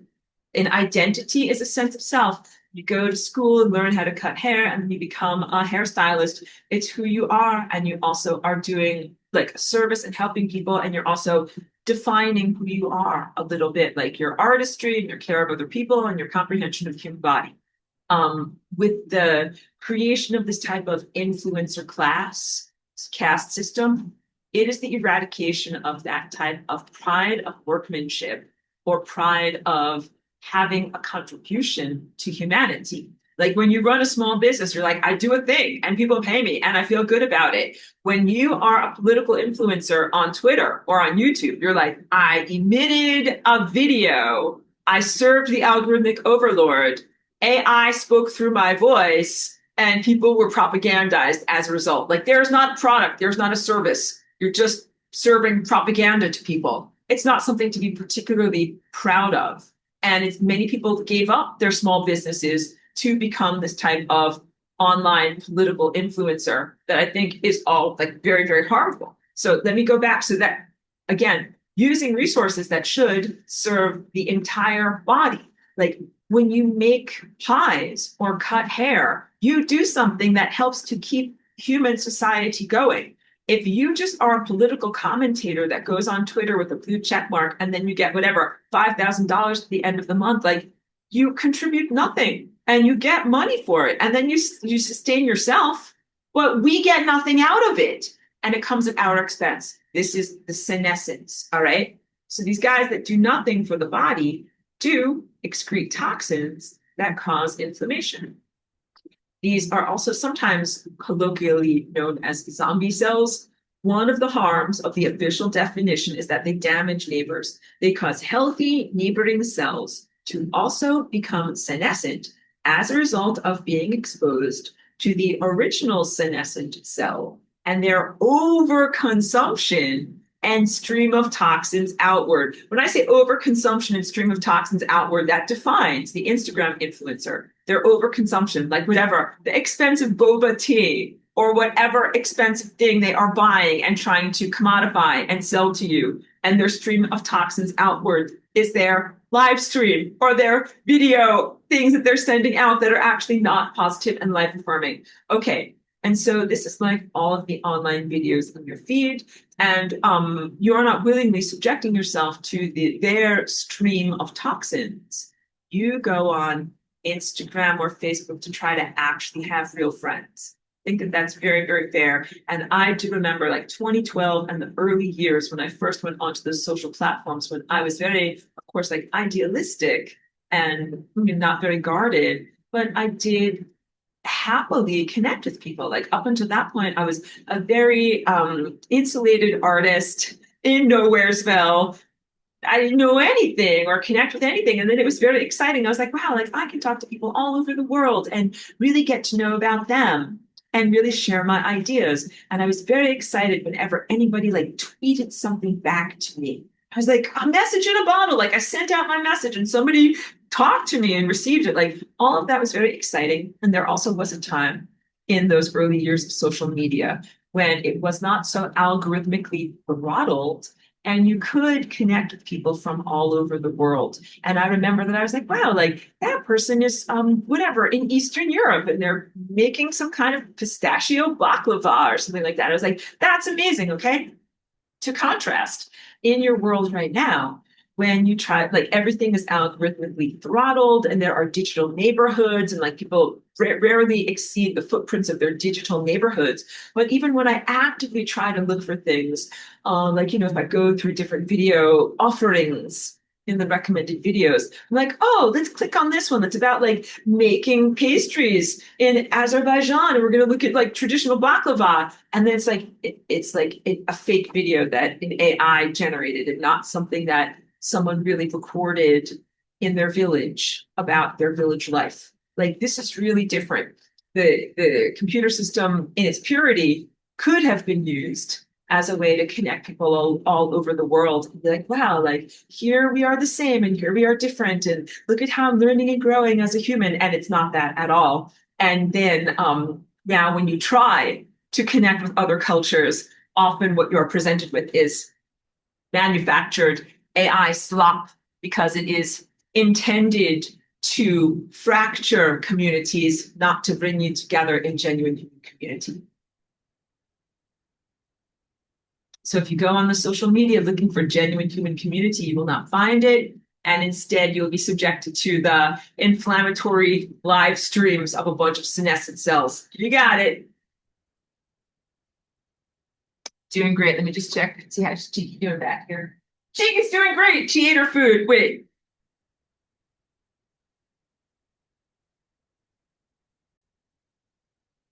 Thank you for that. Hi, good to see you. Thank you for tuning into class. Okay, so public figures. So I'm just going to talk about this guy briefly, and then we'll go into some other stuff too. But this guy is named Brian Johnson. Johnson, yeah. And he is known as an influencer online for like longevity. And he does all these different things involving injections, medications, supplements, vaccinations, all in an effort to extend his life or to try to appear younger or more youthful. And so this is not bullying because he is definitely a public figure and he is in public notoriety for this purpose. But he's a senescent cell. He is a dead guy. Like, if, oh, sorry, it flies. I was in here. You want to know, like, who's a good example of this? He is a perfect example of this. So he's like fully vaccinated and fully boosted, and is also taking all these different types of peptides, openly spoken about how he's taking Ozempic in whatever doses. And so he is known as like a wellness maxer. I'm sorry to even use this lingo, but a health and wellness influencer who is receiving notoriety and also using his position to influence you about what you're doing with your body. And he is a dead thing, and he is getting energy from you. It's because we still haven't connected this. You're like, Aurora, I understand. I'm watching someone on the video and they're getting energy from me. Yes, they're getting energy from your body. You're talking to the sun and you're like, to the sun, like, I don't like the 5G and bad stuff is going on. And the sun is like, I hear that you don't like what's going on with 5G and everything. I'm going to take that, internalize it, twist it around, and send you some kind of a narrative where some guy that's injecting himself with Ozempic to try to look 10 years younger or whatever is somehow looking 10 years younger at your expense and draining energy from you. And this is from the creation of the 5G infrastructure. You're not there yet, but we'll get it. Let me keep on reading. Okay. Okay. So my criticism of him, why is he a senescent cell? He does not have personality. He does not have anything good. He's not here offering something to you. Like Vincent van Gogh is like, look at my fucking painting. Like, this is something that I'm offering to you. Like, this guy is not offering anything to you. Other than he's not interesting, nothing good in there. He is just requiring a longer life at our expense. That's it. He's injecting himself with all these crazy things to be a walking dead person, and then is exploiting your actual alive energy that through connecting to you, got it, through energy vampirism. And why should he be sustained? This is the question of senescent cells. Like, they do nothing in the world. It's not like this guy is some great musician. And we should all be like, oh, we want him to still be here and make some more music for us. Please keep playing. Here's a bunch of energy. Keep going. We're like, no, like you're a stupid idiot. And we don't want you to keep on being here. Why are you still junking up the place? I don't want to sustain you anymore. So I hope that characterizes this much, much more. Okay.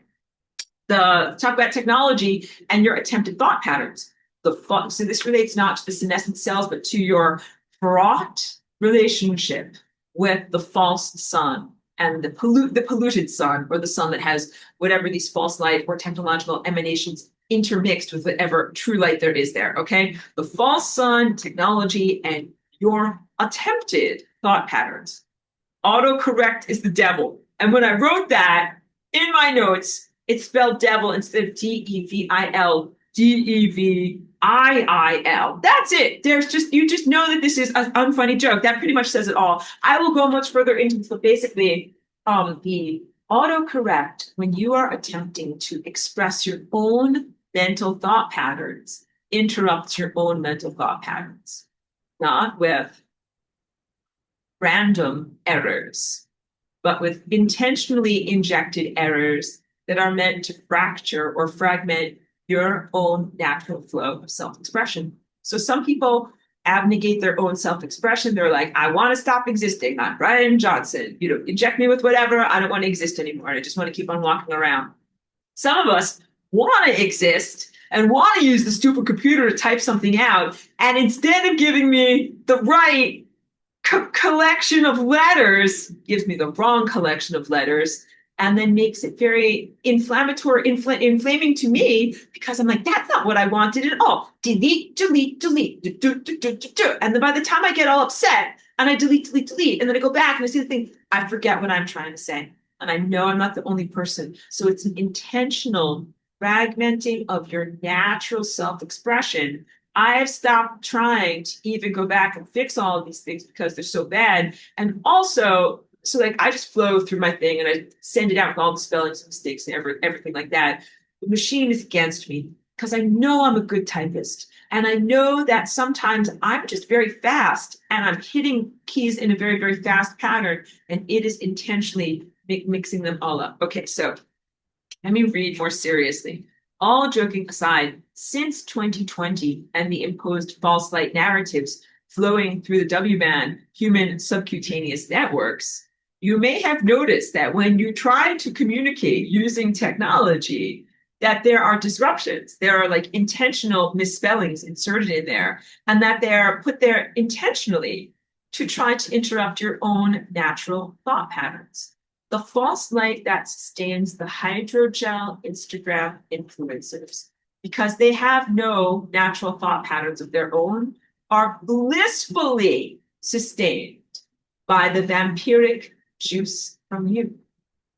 When that false light flows through you, it breaks your natural thought patterns and short circuits your true self expression. So, to reiterate, I'm like trying to think my own thoughts, trying to think my own thoughts. False light flows through me. It breaks my thoughts. And I'm like, what am I doing? I forgot what I was trying to say.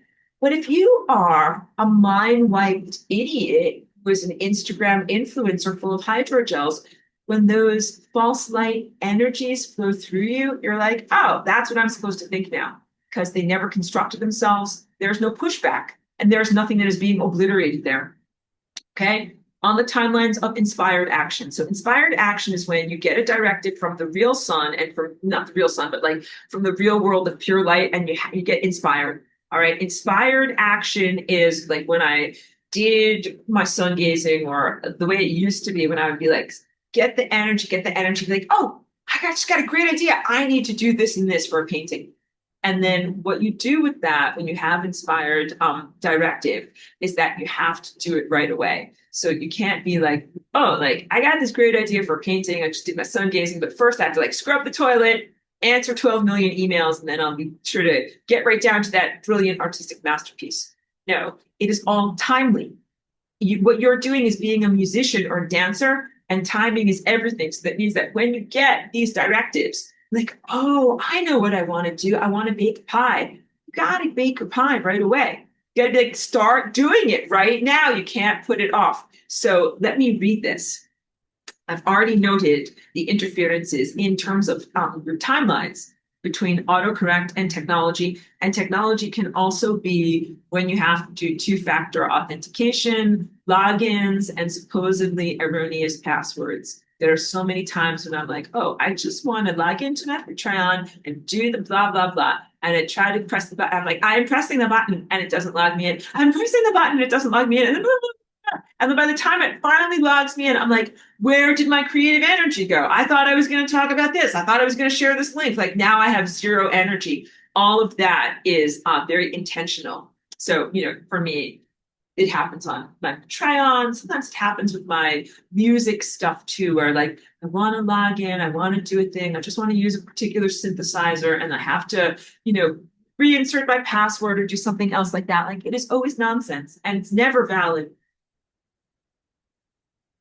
I really want you guys to know that I keep my passwords very well organized so that I don't have to deal with that stuff, because I want to just be able to jump into my creativity and go. Like if I need to do something, make an album cover with Photoshop. I don't want to have to be like, oh my God, like now I have to do my email and figure out my login and go to my password or whatever, because like my energy will be gone. I need to just like do my thing. So yeah, no, I have it all set up very intentionally so that I'm not supposed to lose these vital pieces of information. Whenever I have problems and they're like, your email is your password is incorrect, I'm enraged. I'm like, my password is not incorrect. I know that I put in the correct. I do not have to do a reset, but they make me do a reset. Wait, someone over here is agreeing with me. I can see they're in all caps. She's like, I can relate to frustration with technology in all caps.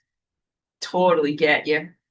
Thank you for that. And intentionally irritant. So let me read a little bit more. So beyond that, and just the desire that technology connected to the insane sun that is like a detractor is trying to take away from your creativity, it also displaces you in time. So the timeliness of inspired action. When you get a time directive, which is what you're supposed to get from connecting to the sun, You need to follow it while it's fresh, not wait until after all of your work and chores are done, because the energy and the directive will no longer be fresh. It will be diluted.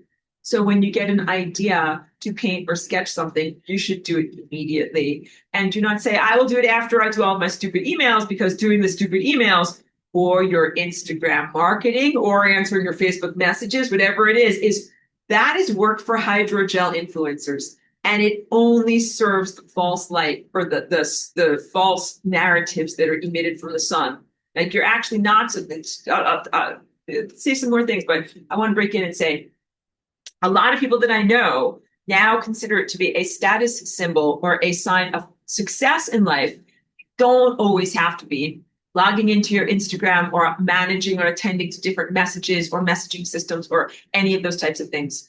I know a lot of people who are like, something, I perform a service or I sell a good, and I don't want to have to be on Instagram in order to be successful. I would consider it a positive something in my life if I could do it off of those things. And you know what? Before social media, which are such captured and limited platforms, we used to do that all the time. Gather around children. There was a time when you could have a business, like a small business, or do some kind of a service in your community, and you could get paid, and you didn't have to do it on social media. And that can be anything from growing and selling microgreens, making home-baked goods, cutting people's hair, cutting people's lawns, any of these things that are actually positive, life affirmative, community serving activities. Yeah, making and selling eggs and stuff like that. So you're getting it. A lot of people have supplemented their physical, materialistic stuff that they make with the concept of a show on Instagram. So, like, let's say a person is like, well, I make eggs from these chickens, but I'm not making enough money, so I better start a chicken channel and see if I can get some ad revenue and blah, blah, blah. And then I can somehow supplement what I'm doing with the actual making of physical eggs by having the show about the chickens too. And I think that this is not positive. It is not positive behavior. It's grooming in the wrong direction. So often I have to use technology to achieve some positive time directive. For example, making music or making an album cover, or key point, distributing my music. And then the techno interference comes via two-factor authentication and other login difficulties. Sometimes I get an inspiration and I need to make that song and send it out to everyone, and my energy gets diluted away by the login process, or after the song is made, frustrated and draining attempts to upload it or whatever. Like, sometimes you have no idea. The battles that I fight after I make a song to actually like get it into Bandcamp or SoundCloud or whatever, I'm pressing the button, I'm melting. I'm pressing the button and I'm melting down through the floor. And I'm like, oh my God, did it go through? Did it work? Like, it's so difficult. Okay, so all of this stuff that I'm talking about, the false light narratives from the sun, sustaining people in their senescent lifestyles for the past 5 years, does relate to the afterlife and the false Jesus or false Christian ideation of the necessity of death and your saviorship in some kind of an afterlife world. So now I'm going to get into that part of this and mesh everything together. We will blend the beautiful sauces together into a divine emulsification. Shouldn't consider or expect an afterlife. This is big stuff. If it were ever correct or life affirmative to consider some extension of a person's ego form after their physical death, it is now no longer good or positive to do so. So some rationales of when it would have been good or necessary would be, let's say, a person who is extremely traumatized in the moments up to their death. And then when they die, they would need to release their trauma and be restored in the perspective of why that bad stuff happened to them. So for healing and restoration and the perspective and loving self-assessment and education, like if you die in some horrible trauma and don't have cognitive opportunity to recognize like what happened, like, the example would be someone that you trusted suddenly turned on you and whatever, beheaded you with an axe, and then you're dead. And then you're like, what happened? I thought I trusted that person, and then this happened, and now I'm dead. Like your consciousness needs to be able to process that trauma. So if there is ever a benevolent necessity of like, why would there be an echo? Why would there be a residue? Why would there be a time beyond time that you would need in order to be able to think your thoughts, even if you don't have a brain anymore, or have a sense of self, even if you don't have a body anymore? And it might be for that reason, pardon me, for the processing of the trauma that led to your death and for the reassessment of the life choices that brought you up to that moment. So I also talk about, we read this here, the clipboard,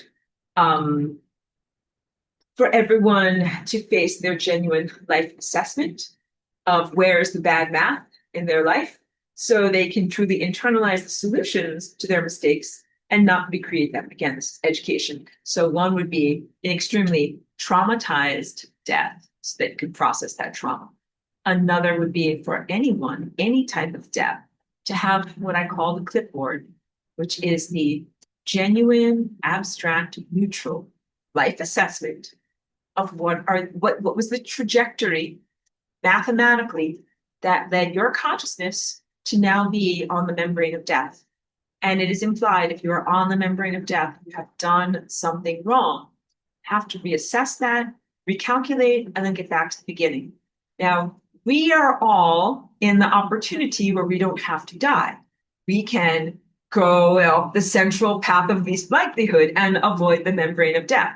So that is why, if there ever were a sense that it would be important or good to maintain a sense of the afterlife, just in case you die and you need to know, like, what the fuck happened? Where are you and what is going on? This is no longer good or relevant or necessary. You don't need to die. And I want to go further into like when afterlife was created in the human conception, in like, I can't even come to the right words here.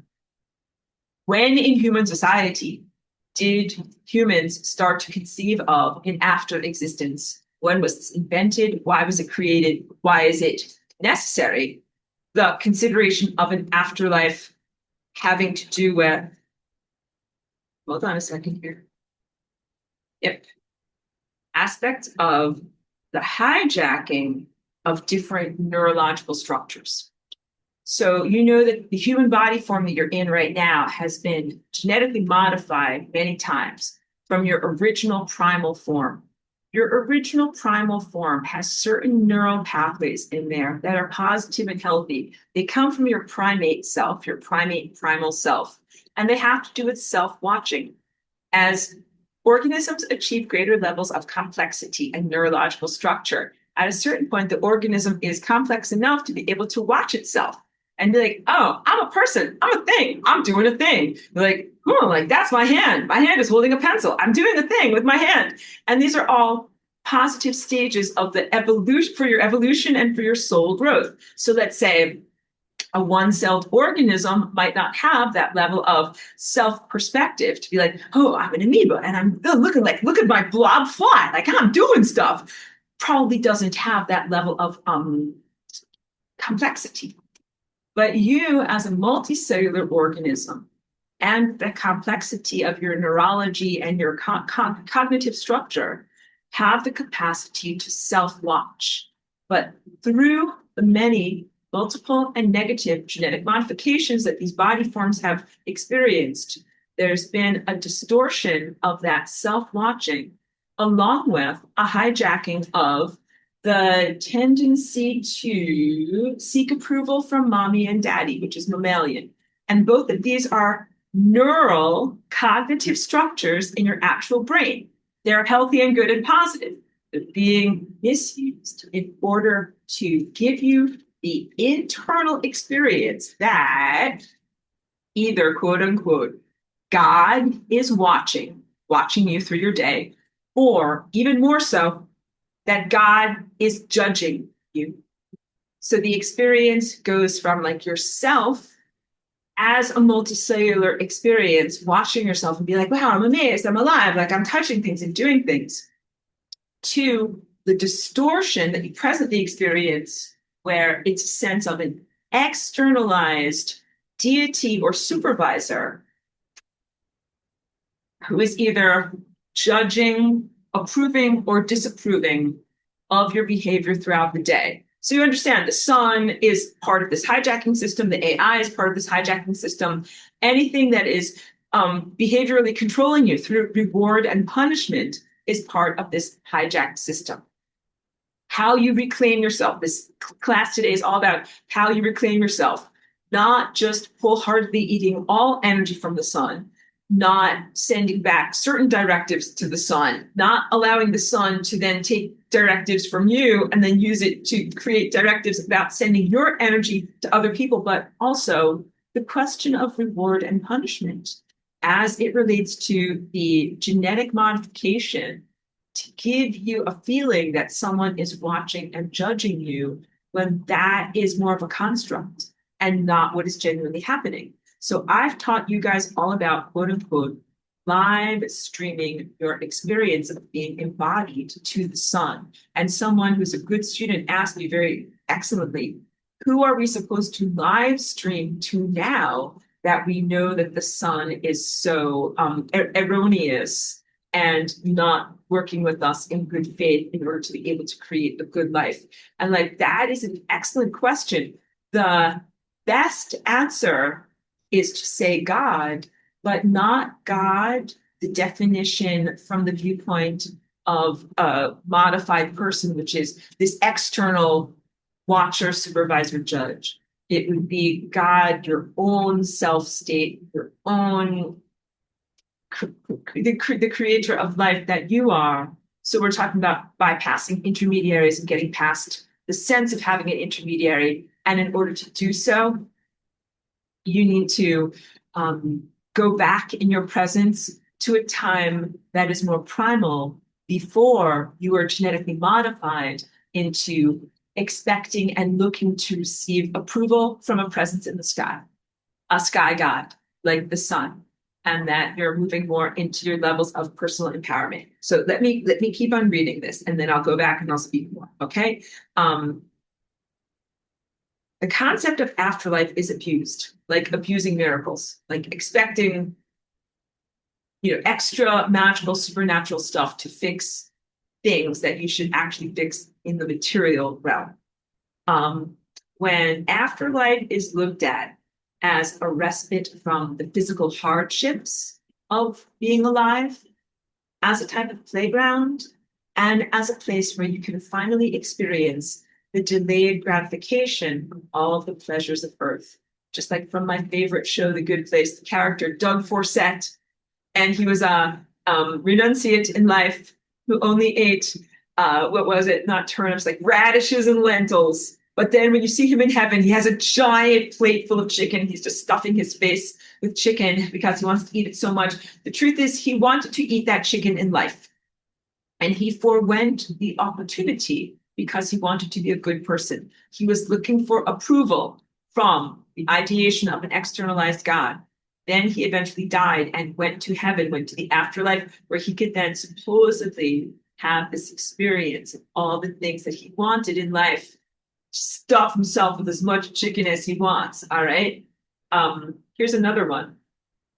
Heaven as this imagined world where a person who might be born with a deformed problem, like a birth defect or a deformity, can finally walk or play like a normal child.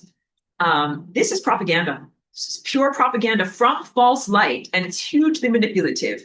I have to amplify this truth so that you really know how bad the scam is from the solar con artist. So the after existence, like if you go into an afterlife, it is really an echo of the lived experience. If there is a poverty of experience, something that you've never done or were never allowed to do or couldn't do, like if someone is born paralyzed and they cannot walk, all right? It actually is not something that they can do in the afterlife because there is not a neural pathway or a memory to artificially energize and pretend for some bubble world or like a pocket world of no time. because that is what is being offered in these afterlife experiences, not a real experience of lived vivification, not the real eating of real chicken, the real vibe, just the echo or the memory of what it was to eat a piece of chicken. What if you never ate the chicken? What if you were like, no, no chicken for me. I'll eat all the chicken I want in heaven. When you get to heaven, you do not have a memory or a sense of what that was supposed to taste like. If you are a child born with no legs and people are religious and they're like, God didn't give you those legs, but one day you'll go to heaven and then you'll be walking around and sitting in the lap of Jesus and everything will be great.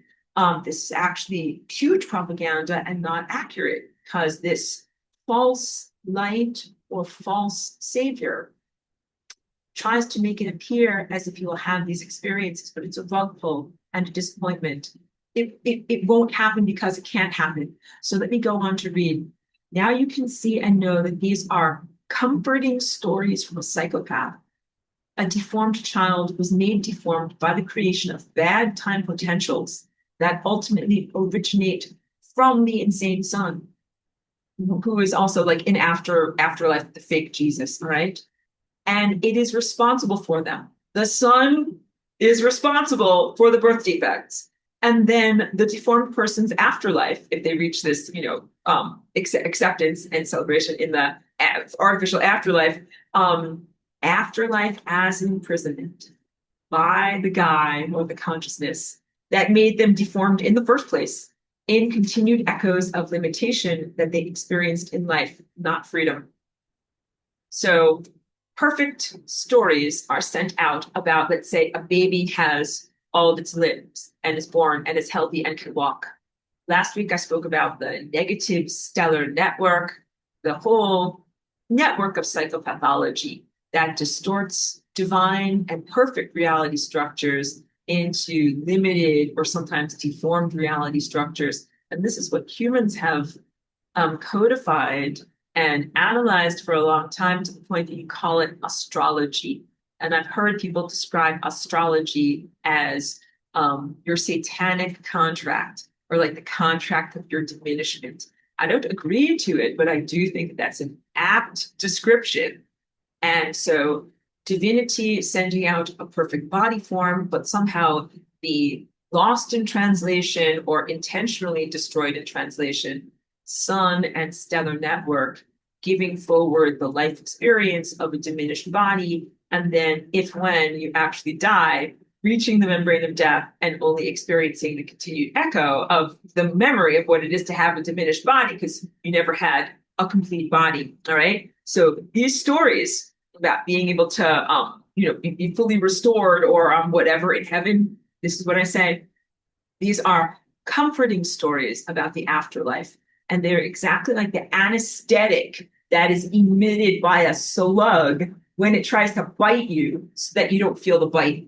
Slugs literally do this. Like if they get onto your blood vessel, you don't feel it. You don't know they're there because they have an anesthetic, so it doesn't hurt you. They can keep on blood sucking on you. So I say is a similar level of anesthetic that is put onto people regarding death so that you think, oh, this is not only not going to hurt, but that this is going to be somehow positive. And what is really happening is your consciousness is being connected to a type of parasite. So I'm just about to go into part 2 over here, but I see there's some comments. Let me read what is said over here. So Becca says, can you please explain the difference between W-band, 5G, nanotechnology, and hydrogels? I'm happy to do so. Okay, so the first up is W-band means wide body area network. It is a colloquialism. I do not coin that phrase, but we use it just to be able to get a handle or a grapple on things and to be able to say, what are we even dealing with? So I'm not a computer programmer in this world. The LAN, the ways of being able to connect computers, modems, and other servers. Hold on a moment here. W-band is the colloquialism that we are using to be able to describe the mesh network of connecting together bio-body fields physical body fields from person to person by using technology. Okay. 5G is so that the W band is under acknowledged technology, even though it is a genuine physical presence that can be felt and sensed and is being created technologically. 5G is an acknowledged presence. It is the force field that is emitted by the low Earth orbit satellites, a series of towers, and other, of course, internet broadcasting and telecommunications system, ostensibly for sending signals of telecommunication, but genuinely as a backbone or a foundation of the W band. The frequency soup that helps to carry signals between these two people or the slush fund of humanity. The 5G is the broth that the soup of humanity floats within. Nanotechnology begins as a series of particles. In 2014 and slightly earlier, they were mostly aerosolized. They're also known as smart dust. The nanotech aspect of it happens at such a tiny level of the scale of matter that it is almost so tiny that we cannot call it matter anymore. The scale of matter at nano is at the place where individual electrons flow, individual protons flow in your body, like the level of your mitochondrial membrane, where you are separating out electrons from protons in order to create the energy that powers your physicality presence in the organic realm. So the nano smart dust was programmable matter or able to be influenced because of its tininess and because of other aspects of it. It's not just that it's super small. If it were just small garbage junk, it would be different. It's a type of alloy. It's a non-natural substance. And the nanotechnology, when it is inhaled or absorbed through the skin or injected subcutaneously, self-assembles in the presence of the 5G force field. And the forms that the nanotechnology makes goes from being little tiny pieces of individuated dust to being things that look like fibers. So many people self-reported on this from, let's say, 2012 all the way up to 2016. It's known as Morgellons or Morgellons. And people were individual experiencers and suffering with this, but weren't necessarily, it wasn't across the whole world. There were a few people who were the canary in a coal mine. They were the leading edge of the experiment. Morgellons was when their own body forms and immune systems started to reject the fibers that were forming in their bodies. And people would find these extraordinary things growing out of their skin, like things that aren't a hair, but look like a hair, but they're made out of metal. And people that I knew at that time were fascinated by it, way too fascinated, because they definitely, energy flows to attention. They attended to it so much. I knew a bunch of people at the time who were like taking samples, taking high-res photos and microscoping and all these different types of things. Like, you can definitely get sucked in, but it's like, yeah, it's micro technology and micro machinery, but it is only one stage of what is happening in the body. It is not the end stage. The end stage is when all of those individual fibers, the fibers look like, I don't know if you know, memory wire. Like, if you ever made these types of like little bracelets that have beads and stuff like that on it, you get this type of wire, or like these type of glasses that are made out of memory wire. They can't get broken. Like, if you take the memory wire glasses, you can smoosh them all around and try to bend them, and then they just pop back into shape. The nanotechnology has similar qualities. Once it assembles into these type of wires, they look like metal, but they're weird and kind of like curly and stuff like that. And they're like memory wire. They kind of snap back into position. And they're like the workers for the building of the hydrogel network, your final question is, what are hydrogels? That's my made up word, because when I look inside of people's bodies, I see these things that look like clear plastic tubes that are artificial. If you ever watched that show called Fraggle Rock, that used to have these little guys that lived in the walls and they built these little clear like structures, kind of like termites in the walls. It looked like those structures. It looked like clear little tubes and stuff like that, very regular, very geometric, going through the person's body. And so, like, I paint my paintings, which are very regular and geometric, but in your body, things are supposed to be more like, imagine more like my hair, like things that are like flowing and like irregular. Your body does not have those types of hard edge geometries like what I paint in my paintings, but the hydrogels do.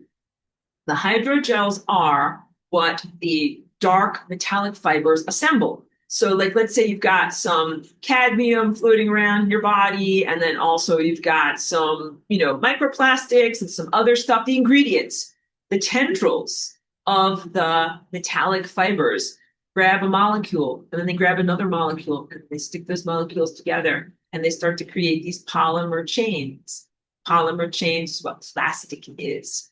The more plastics that you are exposed to, the more plastics that are within your body to create these polymer chains with these micro machines. Plastics that are in the body include things that are in there from facial fillers.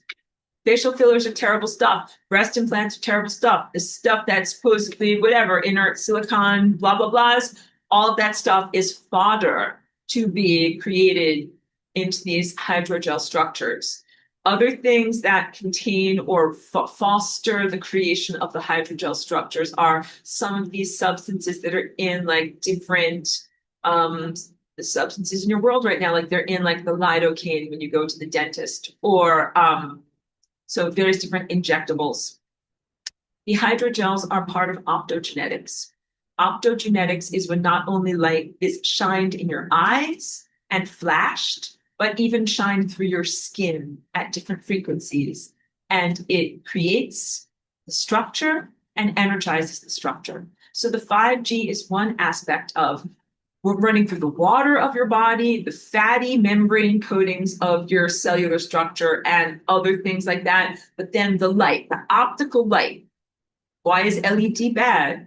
Not only for the measurable effects of macular degeneration and other things that are anti-life and the lack of melatonin, it disrupts your metabolism and your mitochondria, but and also LEDs have a flicker rate, and I can't deal with them. And part of my frailty is like I do have epilepsy, and flashing and flickering lights I'm very sensitive to. So I always tell people, like, please never send me videos or things like that, or flashing animations like that, or always warn me, like help to protect me from those things, because those things are not good for me. But also I am very selective in my environment. I get the old incandescent bulbs off of eBay. And then I also told you I like a new company that is called Strainless Lighting, and they make real incandescent light bulbs, but they only make like orange and red bulbs. So like that, sometimes you might see me if I do a video at night that my fizz looks very orange. Like it's all that I use in my environment. And I can't paint like with those colors because it will,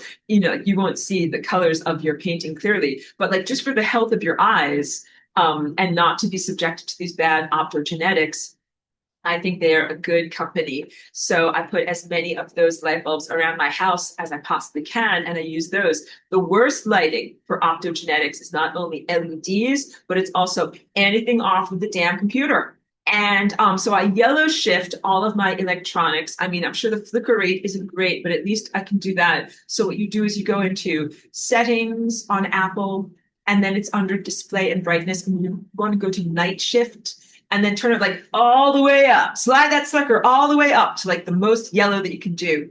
And then just set it to like do that every day, like whatever, like turn that on, pardon me, at like 7 a.m. and then just keep it on all day. So that's what I do. I have that on my phone. I have that on the, whatever, any electronic device. And it does actually help to reduce your exposure. Let's say you work in an office or something like that,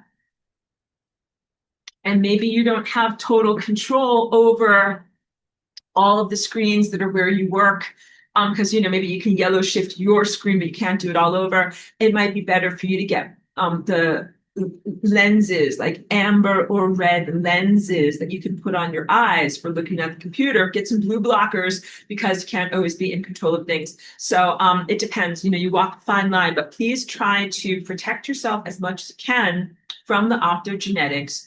Let's talk about how bad video games are. So I'm not just like some kind of like finger pointing, so you kids stop having fun. No, video games are hugely corrosive and they've always been pretty bad, since Nintendo and Sega and all those types of things. But now they are really engineered specifically to have these types of flashes and the frequency of the optical light and the impact that it has on people. It is programming. And the programming is not just for whatever used to be programmed into kids in the 1980s or, whatever, the 1990s. Now, what those flashing lights do is connect to the hydrogels, which are like artificial light carriers. They're like fiber optic networks that go through your body. So the artificial light goes in through people's eyes, and then it gets carried throughout the whole entire body on these artificial hydrogel networks. And the false light is not sustaining, it is corrosive. It is when you have this parallel architecture of hydrogels in the body, the body is not happy. It is not thriving as a result of that. So to reiterate, most of us lived for however many decades until 2020, when we were subjected to these extremely corrosive technologies. That's good. Like if you lived 45 years and then suddenly they turned on these things in 2020 and you've lived the past 5 or 6 years being corroded away, at least you had 45 good years where your body can be like, okay, like this is how you do digestion, this is how you do metabolism, this is how you're doing cell communication, detoxifying your body, all these different things. As soon as they turned on the 5G, and whatever, when I talk about optogenetics from a computer, one of the worst culprits is the fake thing in the sky. I wanted to call it the fake fucker in the sky. Whatever is the artificial light source in the sky, like was at one point a real sun, then it either got hijacked, overwritten, eradicated, or somehow misappropriated. And now we have this fake thing. Whatever is this fake thing, it is sending out fake light codes. And the fake light codes are this optogenetic control, a series of bad narratives. It's not just that video games or optogenetics control people's nervous systems. It does that. And there are all sorts of scientific experiments where mice are subjected to optogenetics, and it can make them run in circles, or it can make them aggressive, try to cannibalize their fellow mice. Like you see this stuff is going on. So please know that at times when you are trying to direct yourself and you're like where's my reading glasses? Like, where's my stupid thing? Like I walk around looking for like my stylus all the time, my this, my that. I'm like, where's my stupid thing? A lot of the time you're being run in circles by optogenetics. Just know that. And when it happens to you, like, don't hate yourself. Just be like, oh, like I am the mice. I am the mice. And you got to be like, okay, like just focus here, get my stylus. But some people aren't able to break free from those circles and those, running in circles. And it's for the purposes of incapacitation. Like it is how you subdue an enemy in warfare. So war is being made upon you. And then for those who are not resisting the optogenetics, for those who spend many hours a day involved in video games, what has happened is their neurology has been fully connected to and calibrated to these types of signals. And then they go out into the world and they are still acting and behaving from that posture of those signals. So it's not even just that they're like, violent video games program people to have an expectation of violence and blah, blah, blah. Beyond that facile layer of sociology, of course, it does do that, and much, much deeper on the levels of dehumanization, of not looking at other people who are in the world as genuine embodied experiencers, but looking at them as NPCs, right? Or people to blow up, or people to rape or prey. The hydrogel soldiers who are full of these hydrogels, and the worst offenders are young people. They haven't had the opportunity, or they forewent the opportunity to fully construct themselves. And now they are really run by these optogenetics and other erroneous signals. You know, the raw materials for making both the nanotechnology and the hydrogels haven't spoken enough about how they are in all of these pharmaceuticals. And many young people are already pumped up full of pharmaceuticals growing up. Like they are given SSRIs and also different psychiatric medications and Adderall, Ritalin.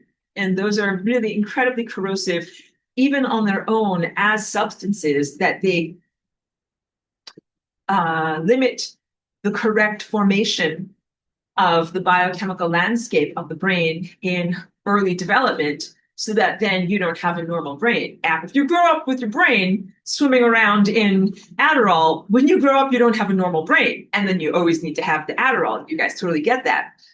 The old-fashioned Adderall from whatever 20 or 30 years ago is not even the same as what they're giving out right now, which has lots of nanotechnology inside of it. And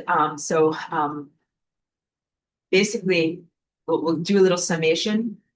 All of these things that I just delineated are artificial neurology, artificial fascia, artificial microtubuli or fiber optic networks through the body. And it wouldn't be so bad if it was just individuated in one person, but it is very bad when it is then networked together. And one of the greatest crimes is the 5G aspect of it, the networking together, because a lot of what I did in my early experience of being here as Aurora was to say, you guys are definitely fucked up, but you do you, I do me. And that was an acceptable approach until they turned on 5G and had us all jump into the hot tub from hell together. And then we would all be swimming around in the broth and co-experiencing our life as a slush fund of humanity. Gross. And you don't want to go into hot tubs in general. I think you're sharing toenail fungus with some of the very worst people. Okay, so now, and on to part two, closing down portals to synthetic telepathy, because this is also part of what we're talking about as I talk about false Christian heaven. A lot of the concepts from both last week and the week before that, the flawed or insane son, and something that is both trying to kill your physical biological body and also imprison your consciousness in a type of afterlife as a result. This all relates to the bad Instagram influencers. Please let me rant onward. So what we are doing is removing energy from or de-energizing the false Christian heaven. What this means is how I look at it as removing the innocent people like you, the Atlantean remnant, from an abusive spouse. That is how I would now categorize the personality of the sun or the solar portal in this place. To bring the innocent Atlantean remnant to a safe place where you can be restored and make your own choices in life. I'm emphasizing in life because once you hit the membrane of death, tap the sign. You did something very wrong, and then you happen to negotiate from a position of like not an empowered position. But you guys are alive, and if you ever wonder if you're like, am I alive? Am I dead? What's my status? Where do I live? And I'm like, I can tell you, you're alive. Have to eat, have to drink, and you can break a toe. So I know you're alive, and then go from there. So because there's a lot of things where people wonder, like, am I alive? Am I dead? I'm sorry, touch technology, making crazy faces. Am I alive? Am I dead? What has happened? And all these different things. And it's like, you just have to, you might need to test reality a little bit. But no, if you are dead, you don't need to eat food and nothing will happen to you. And if you are dead, you don't have to drink water and nothing will happen to you. Please do not starve yourself to death as you test any of these basic reality structures. Like at a certain point, be like, I think I'm gonna die. I think I should eat and drink something. Don't be like, well, let's just wait one more day. Seriously, I'm serious and for real here. So yes, no, you are in life right now, and it puts you in a strong position to negotiate with this thing that is insane and that has been trying to give you bad advice, diminish your potentials, and then eventually kill you. and supposedly bring you into some type of a safe, protected zone where you get to eat as much chicken as you possibly want to, okay? You do not have to, in life, choose death and an artificial and lame afterlife where you are imprisoned. This is all through grooming and lies and eventually pirating and capture. That's important stuff, the end there. The pirating and capture. So we're at this moment now where you're kind of like going through the danger zone. And the pirate personality is ready to take you even against your consent. That's what I mean by pirate, like something that would board your vessel, and be like, yeah, I know you're saying no, you don't want this, but I'm going to squash buckle my way on board anyway, swoop you up and carry you off to my Christian heaven. There, dear, shut up. I'm keeping you safe. Like, you don't want any of that. And I go on to write here, beware the narrative of the quote unquote good pirate who is here to steal you away so you don't get captured by even worse pirates who supposedly exist. Like some type of Dread Pirate Roberts scenario. And I apologize for even using anything from that movie or any Hollywood movie, as it's becoming like so infinitely evident that all of these movies are grooming and unhealthy and not things that we want to revivify, but I'm bringing it to you as a cultural shorthand and something that you can be familiar with. So in approaching the insane son, at a certain point in the interaction or relationship, it tried to make itself appealing and be like, I'm really a good guy, or I'm really a good spouse, you really want to be here. And like many different temptations and other things like that. You've made it to this point where you're removing yourself and extricating yourself from the waiting room of heaven, which is like this gray, like empty auditorium. I want it to be an empty auditorium with like a bunch of empty folding chairs, and no one's going to be there to adore this totally like fake Jesus or whatever. But you can make a choice where you are not interested in going into that place or that waiting room for 13 billion years. And the bad pirate might be something like, I know you don't want to come in here, but I'm going to force you to come in here because you don't know how bad it is out there. It's actually not that bad out there. But this bad pirate will tell you it's a very dangerous world out there. And you are just some little innocent Atlantean. And I got to imprison you for 13 billion years to keep you safe. There, dear. Let me apply an anesthetic to you while I bite you. Like all of that is anesthetic for biting. It is all very bad. Let me hydrate here. And so not only do I not consent for me, but I don't consent for all of you because you should make your choices in freedom. You shouldn't be groomed or limited since as you are in development to be able to accept or celebrate these things that are totally dysfunctional and that are not accepted or celebrated by the larger community of consciousness, okay? You need to know that the synthetic telepathy, both 5G nanotech and through verbalized mind hacking, so the stuff that happened at the level of the yellow daily waking conscious intellect and implanted language structures eons ago, beyond what you've got with the technology right now. So one is the techno-Luciferian. That's the nanotech and other stuff that is new within the past 5 or 6 years. But some of it is OG, original flavor satanic, which is like the Tower of Babel, implantation of language structures into your mind and language with no off button in your mind.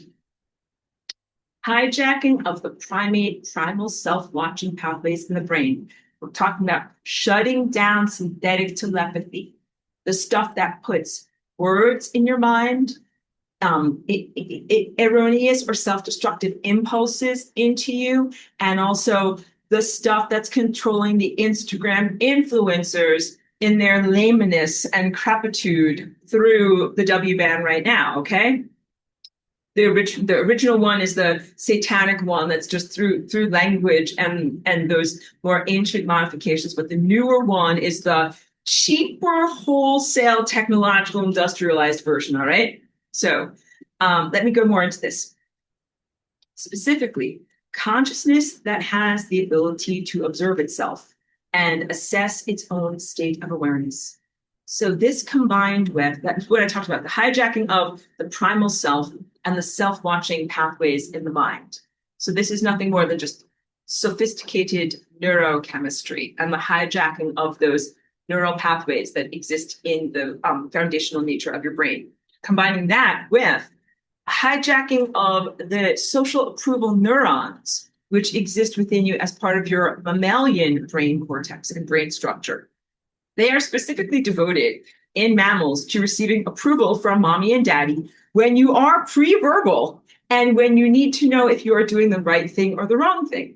All right, so this is how you can be socialized when you're a tiny infant before you comprehend words. It's so that your parents don't kill you. Because if you don't do the right thing, the parents, like in a non-civilized world, parents are going to be like, this thing doesn't listen. I'm getting rid of it. You understand? So in order to not get killed, so that it can be socialized, and also so that eventually you can join your family or your tribe as a positive community member. So I've described this to you before. You have specific neurons in your brain that are devoted to facial recognition, to be like, oh, there's a face there. Like I see faces in trees and other places all the time. I'm like, that's just my neurons activating, but I really do see them. And it's because when you're a baby, you're supposed to look at people's faces. And then if mommy is happy, like smiling like that, you're like, oh, like my brain is lighting up. Like I did the right thing. I'm a little tiny baby. I'm going to do that again. But if your mom is like, like sad face, and you're like, oh, I'm a kid. I did the wrong thing. I better not do that anymore. And this is it. This is like how parents raise children for a very long amount of time. Like, whatever. Like if you pick up a rock and you hit your mom, she's going to make a sad face. Be like, don't do that again, kid. Like, I will get rid of you. And let's say you do the right thing and you're nice and loving towards your mom. Then she'll be like, smiley face. And you're like, okay, I'm doing the right thing. Any of these things. This is how socialization happens. And then, of course, even after you learn language, people are still working a lot on nonverbal communication, which is to be able to sense through body language, posture, and other forms of feedback, whether you're doing socially positive or socially negative activities. So before anyone who's a human being ever believed in an externalized God, what happened was you walked along or had this primal experience of being embodied, and we're like, oh, I'm looking at myself, I'm feeling myself, and I'm me looking at myself, and then I'm touching a thing, and then I'm being here. Like you had the amazing gift, like the miraculous gift of self-reflection. And then there were genetic modifications that took that sense of self-watching and distanced or alienated yourself from yourself to make you think that it's someone else watching you. And then you're like that silly song from the 1980s, I always feel like somebody's watching me, that you would walk along being like, oh, like I'm no longer just walking along. Somebody is watching me. Someone other than me is watching me. And then combining that with the hijacking of your need for social approval, which is a natural positive need. You should not throw that out the window or put it in the bin completely, because if you do that, you're a sociopath. You're like, I don't care. Like, I'm stabbing you. I don't care whether you're happy or angry or no, but I'm stabbing you anyway. Like, you should. Yeah, my shoulders go down. Like, you should care. You should care about other people. You should care about their impressions of you. You should live in a sane society where people reward you for good behavior and punish you for bad behavior. That is correct. Hold on. Collecting my thoughts. Yes, the combination of the social approval neurons with an externalized God. So as people are sungazing, this moment here and now, many of you are working through the implanted grooming and genetic artificial manipulation of the sense of an externalized God and the need to get approval from the externalized God. And then finally, if that externalized God fucking kills you, that he will approve of you and send you to some kind of a nice heaven, afterlife, after existence. The primal human did not expect like some externalized God is going to think that I'm a good primal human and I did the right thing as I walked along. And then when I die, he's going to put me in a nice cage. That is not what the primal human thought or thinks or should think. And that consciousness structure, the structure of I am myself and I'm considering myself as I walk through the world, and I am a divine creature and I'm in a world that is divinity. Those are all correct thoughts. The incorrect thoughts that there is an external God that does not reside within you, and that somehow it is the ultimate in social approval or disapproval, and that it also is somehow going to either reward you or punish you with an infinite life or an infinite suffering. Okay, good. We got there. The distortion of these two elements of your being, the self-watching and social approval neurons, is what has created the artificial sense that I read this to you before, but I'm going to re-emphasize. One quote is God is watching, and the other quote is that God is judging. So a big part of closing down the access portals inside of your body to synthetic telepathy, and that's the AI stuff, the technological stuff, as well as the satanic stuff, has to do with ending that inner ideology, that posture, and that expectation. This is also the filter that you should now be putting on your sun gazing, because there is some conflation with the concept of God is watching and judging with I am live streaming my experience to the sun for collaboration and improvements. The sun is really in failure in this collaboration with you. So it is best to close down those erroneous communication channels and remove that intermediary entirely. No looking to the sun for approval. No receiving extra coupons at the garden center and thanking the sun because of the sense that it is somehow rewarding you for perceived good behavior. You manifested your own coupons, and the sun interposed itself in the story and then took the credit. And it was genuine human kindness between you and the community members, the person who owns the store and gave you the coupons, and you did earn it. You earned it through your goodness, your loving kindness, your connection to humanity, and you did get rewards. The key point is from the people around you. So attributing their goodness to the sun, the optical light in the sky, or to a god as the real motivator of their goodness, even is dehumanizing. It takes away from them their own virtuosity of saying, I'm a human, I made a choice to give you extra coupons. It turns them into an automaton of something else that then is used as a tool for rewarding you. In that story, they are AI construct or good place people who can't receive any virtue points themselves because they're not even motivated personally to give you the coupons. They just follow some stupid technological or spiritual directive. So what I'm giving you here is the antidote to help wipe away the intermediary between yourself and reality creation, yourself and reward or punishment feedback from your environment. And it's positive to have reward and punishment feedback so that you can calibrate and get rewards for the things that are good. A key point is that there are genuine human beings who are here, who are rewarding you, or a plant or an animal. I want you to know, like, I really value plants very much. I have a beautiful garden. Oh, I co-garden over at my friend's place. Like, that's where I plant my big stuff. But like right here in front of my little apartment, I'm growing all these little papayas and like moringas, all of these amazing things that I'm growing from seed. And when I plant those seeds, I'm like, will you grow for me? Like, I want some papayas.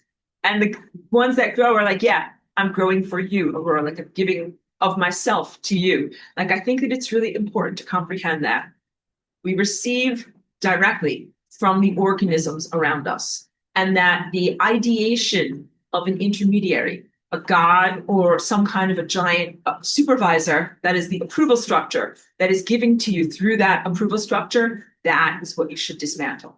But this does not mean that you should just like throw the concept of God fully in the bin. That, I think, is not healthy and not positive, because God is very real, but you are God, and so are the papayas that are growing, and then so are all these other aspects of it. And then I know that there's questions too from my wonderful student here. We'll get into that because people have questions about like I'm God, and the papayas are God. It's like, if I'm God and I'm swimming in the ocean water is God and the shark is God, it's somehow like the shark is God biting God, like you're going to just twist yourself up in knots. So don't get into rational analysis of this, but just know God is for real. But this other stuff that you've been experiencing has been fake ass imposter and not what's really going on.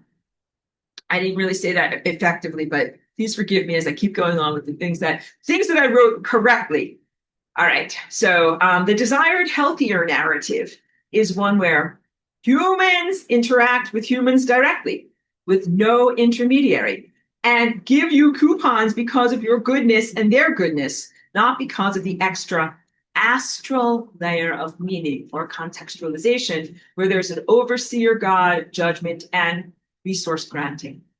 I don't know if I told you that story about the coupons, but I will reiterate, and then we'll go into restoring boundaries of individuality. So this was like 2 weeks or so ago. I was getting a bunch of like a whole carload of bagged soil to be able to bring it over to my big garden. And I was at the local garden center, and they know me there because I shop there all the time. And so as I was like, oh yeah, like my budget is like, $200. And as I was telling that to the person that worked behind the counter, she was like, oh yeah, well, we've got here's our weekly flyer. We happen to have this wonderful coupon and I can give you 3 of these coupons and then you'll get like, 3 extra bags of compost for free. And I was like, thank you for the extra coupons. Yeah, because I didn't know that stuff existed and I didn't know that I needed to ask for it. And she totally liked me or liked my face or whatever and decided to give me that stuff. So how can we comprehend this? Can we say, oh, I'm in an artificial reality that's run by an AI and I must have been a good person and I pleased the AI somehow. Like I kissed ass on the AI and then the AI is going to pat me on the head and be like, good job, Aurora. Here's 3 free coupons. Thank you for kissing my ass. Keep on working for me. It's very tempting to go into that mental arrangement. And in the past, I will tell you, I thought a lot that my life was a series of rewards from a type of solar spouse. And I have had to clear away those things, those expectations and interpretations of reality as I have come to see, like everything that was good, that was coupons, that was rewards in my life, was actually either because I generated it, I manifested it, or created it in some way. And a lot of the time the sun tried to take credit and be like, oh, I manifested this for you. And I'm like, no, like this totally came out of my imagination. Like I know that this came from me. But then also the loving kindness of others. The sun would often try to take credit for the loving kindness of others. And what you can do is remove the intermediary. And also you can get the credit of like, the person at the garden center wanted to grant me something. She wanted to give to me of her generosity instead of saying no. She was an intermediary of an AI or of a Jesus or of an externalized God. Like this is very big in the change in how we describe the causality factors of reality. Why do things happen? And this really does matter in the sense of, are you in an educational environment? Are you in an information-rich environment? What are the lessons to learn here? And when nanotech was turned on, the 5G was turned on, one of the most corrosive aspects of the technology was that it was a false teacher pretending that it was there to actually teach you how to be a good person, when that is not truthful. And now you can see after 5 years of this 5G artificial AI thing being in effect, it clearly rewarded very wicked or self-serving people. And it clearly fried and punished very wonderful, worthy, deserving people. So it is the antithesis of a lie detector or some type of whatever, assessment of goodness, reward punishment system. No, it's not random, but it's not a meritocracy in terms of rewarding good people. Please know that. But it does reward people who are give over their personality to that thing entirely. Wait, I want to read more stuff, but I'm getting a little bit poetic. All right, so this is like kind of not like real poetry. I don't really make poetry, but one time I was walking here in town And it was kind of a deserted moment. There weren't a lot of people around. And I saw this woman who was coming out of one of the boutique shops, and she had all of these like voluminous, like hefty bags, like black plastic garbage bags. And she was kind of like carrying them all around her to get to the dumpster. And when I saw her walking by, because they were all like up around her, kind of like over her shoulder and kind of like flowing down, it looked kind of like a bridal dress. And I wanted to say to her, like, it's so funny, like, you look like a bride or something like that. Like, I wanted to make a joke about her being like a trashy bride or something. But as I started to get close to her to make this joke, she was like, no, no, don't get close to me. I've got COVID. I'm just here, doing my little small business thing. I got to clean out some trash. And then she put away the trash and I stayed away from her. But I was thinking about my interpretation structure and I was like, oh, like I saw her as a trash bride. I saw her as being covered with and married to garbage. And that's what the technology, the nanotech, the 5G, the hydrogels, that's what that stuff is, that type of spiritual wedding to something that is garbage. So I don't know, that's dark, but I hope that that got across what I was trying to say. Okay, restoring boundaries of individuality. It's imperative to end 5G. Like when you're doing your sun gazing, this is what you need to confront the sun about. As a technology, it is a cosmic crime. It is a soul crime. It's a crime on the galactic level because it has artificially connected together all of the fates of the embodied creatures here. And you are not, blah, blah. You do not all have a shared fate. All right. The plants and the animals and the nature of Earth are innocent. My house plant here, my dog over here, the fish in the ocean, these are innocents. And same thing with like the mineral world and plants. All right. Same thing, the Atlantean remnant, those of us that come from or emanate from Atlantis, they're also innocent, and we are also innocent. You know who's not innocent? Garbage from Mars. Yeah, they are like the DNF, did not finish of the cosmic marathon. They blew themselves up. That's what I'm talking about. They're on the membrane of death. They're dead things. And they cannot be successful. And connecting the innocence to them imperils and limits everyone else. So it's very big. The garbage from Mars, DNF, did not finish. It did not finish. They died. And the insane sun has tried to somehow make that your problem here in this world and put that burden on you as the Atlantean remnant, where it is then making it almost impossible for you to self-cultivate and accelerate to the levels that you need to. Okay? So I also already said this, but I'm going to get back to my notes and say it better. Also, no more consideration of a soul group. So first of all, you don't have to carry the garbage from Mars on the marathon. Now let's talk about quote unquote soul group. So the Michael's teachings and other New Age or Buddhist reincarnational framings of how many thousands of souls are connected together in a churning, graduating class for advancements as a group. When I say churning, it's kind of like water wheels turning, like imagine I'm making sound effects, like big giant wheels turning. All right. I, as Aurora, never connected with or identified with these soul groups. I thought it was because I'm a walk-in and my journey is unique. But I would also encourage all of you, even if you're not a walk-in, to adopt similar patterns of individuality and self-recognition, and that you are not just in the soul yearbook with your high school class of random losers that you have to deal with for quote unquote forever. All right. So in your high school yearbook, it's like these are just the weird people who happen to be in the same town as you and relatively the same chronological age as you. And you look at your high school yearbook, you're like, there's that random person. I don't really know that person. There's that kid who always whatever wore that shirt. Like these are not people that you are deeply, whatever engaged with and have something deep to learn about with. They're just the random co-experiencers of life in your particular moment.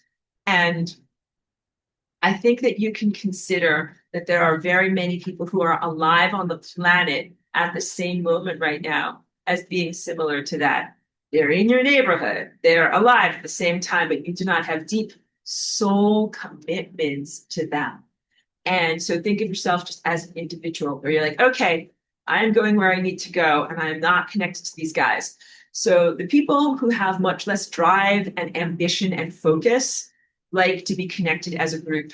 I talked to you about last week the garbage from Mars remnants in the Buddhist meditation schools that are here on Earth right now. They're like, just keep on a churning. If you just keep on a churning, you'll get somewhere at a certain point, and you don't have to be connected to that mentality, to that slow, ponderous way of moving forward. And also, I already told you, rug pull, just like the kid with no legs who's going to get to heaven and be like, I can't imagine having legs. I don't even know what this is like. Those guys that think that they're going to get soul advancement if they just churn along long enough, eventually find out, wah, wah, rug pull. You're not going to get your soul advancement either. And get back in there and try it again, kid. I know. It's bad.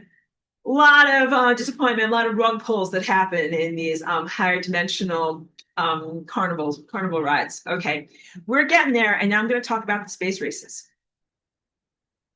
Okay, this also relates to the concept of space races, outer worlds or otherworldly cultures, life elsewhere, other planets, and other star systems and planets. Okay, so this is very complex to comprehend. You guys are totally advanced class. I will try to articulate this the best that I can. Until you are literate or you have reading comprehension that is adequate to be able to know about this, just let me simplify it by telling you that souls do come from many different star systems and times and places. Like we, the Atlantean remnant, we were somewhere before we came to Atlantis, but we didn't all have the same place. So you're on an individual journey. You were you, and then you came to Atlantis through your journey, and then you were there, and now you are here, and then eventually you will go to where you are supposed to go. All right, individuated. Now we have to talk about the founder. If you guys watched or are familiar with my comic book, my book club called Another Day in Hell, this is where I talk about OS Hell, the software system that ran and administrated the hardware system known as the hydrogels and the 5G network.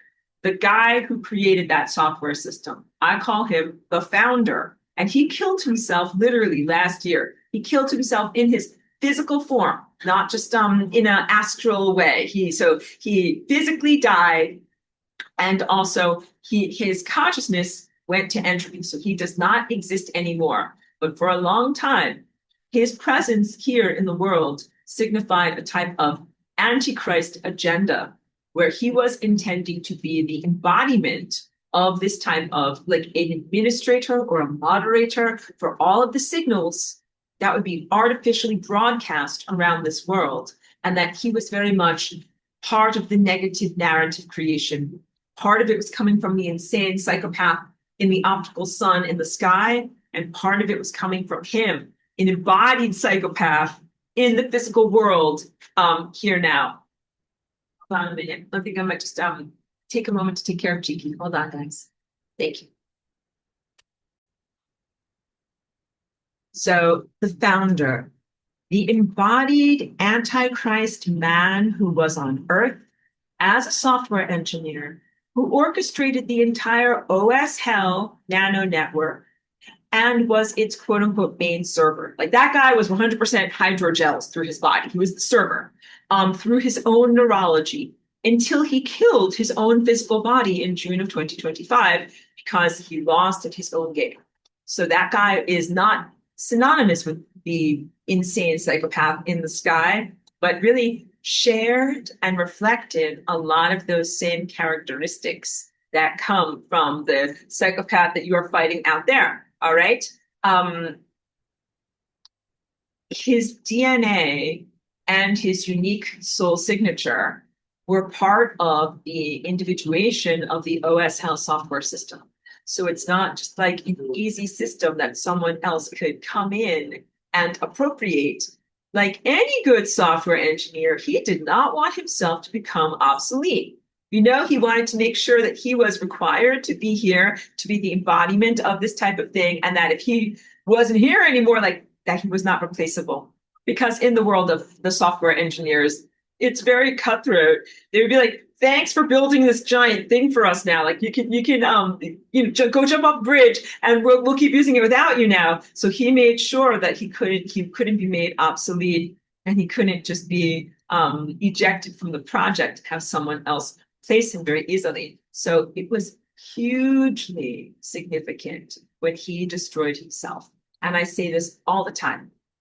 He did not just destroy himself casually. He was incredibly invested in the OS health system. He was invested in the concept of transferring human consciousness from the biological container to a digital container. And he wanted more than anything for me to solve his problems for him. He wanted me to cheat code into existence some way to transfer people who live in a physical body into people who live in a computer technology. And I would never, ever, ever do that. So please know I fought against this guy, everything that I had. And what caused him to eventually kill himself was that he ran out of options, became completely despondent and hopeless. So I'm still like energized, flying rainbow lasagna, doing all my stuff. And this guy's like out of moves on the chessboard. And that's what I show in my comic book and also the cover art for my album that's called Force Majeure, that I put that out at the beginning of this year. And you can see it's a very fateful part from the comic book where it's like the chess piece has fallen over because there are no more moves on the chessboard. So please know that that guy was super duper evil. He set up and engineered, let me just close the door now, engineered the entire, there we go. Cheeky gets a cookie. Cheeky gets a cookie. Here you go. He set up and engineered the entire OS Hell network to be able to achieve a specific goal, not only for the techno-Luciferians, but also for the ancient satanic ones. And then he realized that those goals were not achievable. Not going to get human consciousness uploaded into some digital afterlife.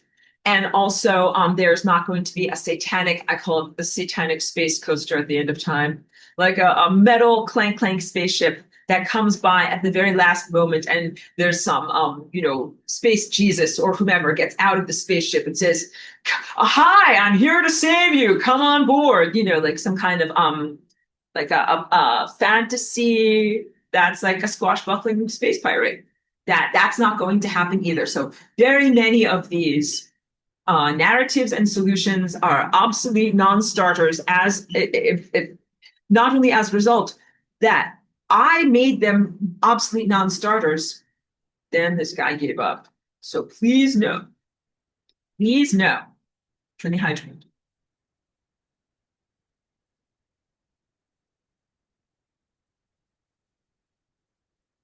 He created the OS Hell or the W-band system very intentionally, not to just carry any neutral narratives or random narratives. It's like he designed the printing press to emit very specific stories, not to just write any old stories. And those stories were very much connected to the concept of Christian ideation, the concept of the Christian afterlife, the grooming of consciousness to even expect an afterlife, and the harvesting of consciousness into a type of afterlife. And if it couldn't be a digital, he or it or whatever he works for was willing to make it like a traditional Christian satanic, but we are not going to allow that. And that's me and you and all of us who are actually emitting our energy and not allowing the sun to steal and misappropriate it. We're going to have empty, boring, gray warehouse with some gray folding chairs, and it's going to be like Christian heaven. No one's there, and there's false thing that's waiting to be worshipped, and there's no one there to worship. That's what's going to happen instead. All right. So let me go on and read more of this. And we're talking about the space races too. Okay. So when he was alive and administrated the OS Hell W-band energy draining system, he squandered all of the resources of the entire satanic empire. That includes everything not on Earth, because destroying Earth and me and the flying rainbow lasagna was his little like boutique project, his vanity project. All right. And it actually took a lot of energy or money to sustain this project, and it did not generate any energy or money. Very expensive troublemakers over here. All right. So during the past 5 years before he killed himself, first, this is important stuff. He drained off all of those resources from the Satanic Empire, other times and places, by trying to achieve the impossible here on Earth. And he was always like any of these Silicon Valley guys, he was always like, oh, just give me more funding. Give me more resources. I can make it happen. And he always overpromised and under-delivered. And this is like what all of these guys that, work in the technology world are like, to the point that all of those cellular structures that are out there elsewhere lost their sustenance, their artificial light that gives them life, and they lost life support and dried up and died. So in the world right now, as I'm describing to you, these hydrogel people that are Instagram influencers that contribute nothing to society, but somehow they get money and their dead cellular structure bodies stay alive. Galactic fractal. The stuff that's happening in the dead now, but formerly active galactic far-flung, I don't want to call them civilizations, but cultures or whatever, where, like I described the Pleiadians as a type of parasite, stealing the mind crystals of others, acting out of elegance and self-elevation, but not really making a real contribution. And then also being sustained by this false light. If you take away the false light, you go bye-bye. I said that in a very silly way, but it should be said in a better way. In the larger galactic body, this is really good. Like all of the pathogenic cancers that spread around, all of these technological space races, they're all dying out and withering away. And the healthy cells, Earth, and you and me, we are staying viable and not becoming pathogenic. And the key point is that now there are not outposts, quote unquote, out there. There's nothing out there for the evil ones to receive energy from. No, like energy remnants.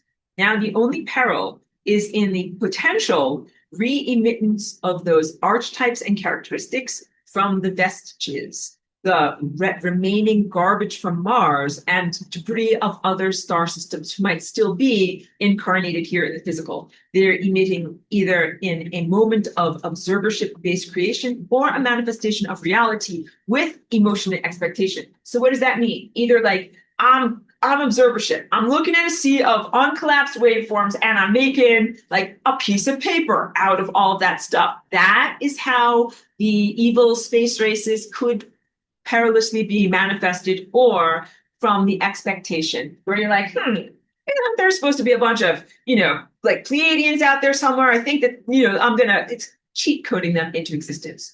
Cheat coding is what I'm trying to say. Neither of these things are inevitabilities, and we can work incredibly effectively to stop them. This is the last thing that I will end on, and then I'll get into questions from the other student who sent it. It's a little bit radical, but I'm going to say it to you. Because not only like in yourself, you are in control of your energy. You can say to the sun, I'm going to collaborate with you, but I don't want you to take my $5 and send it to that stupid idiot over there. But what I want you to do is also go to that stupid idiot over there and disconnect your brain from creating reality. So I'll read it to you and then I'll say this. It is effective to quote unquote unplug or melt out their neural connection to reality distortion, which is sometimes framed as magic or even white magic. It is a nerve plexus in the brain, and removing that disconnects them from writing more bad stories. And now I got to tell you my anecdote of the guy, the demolition derby.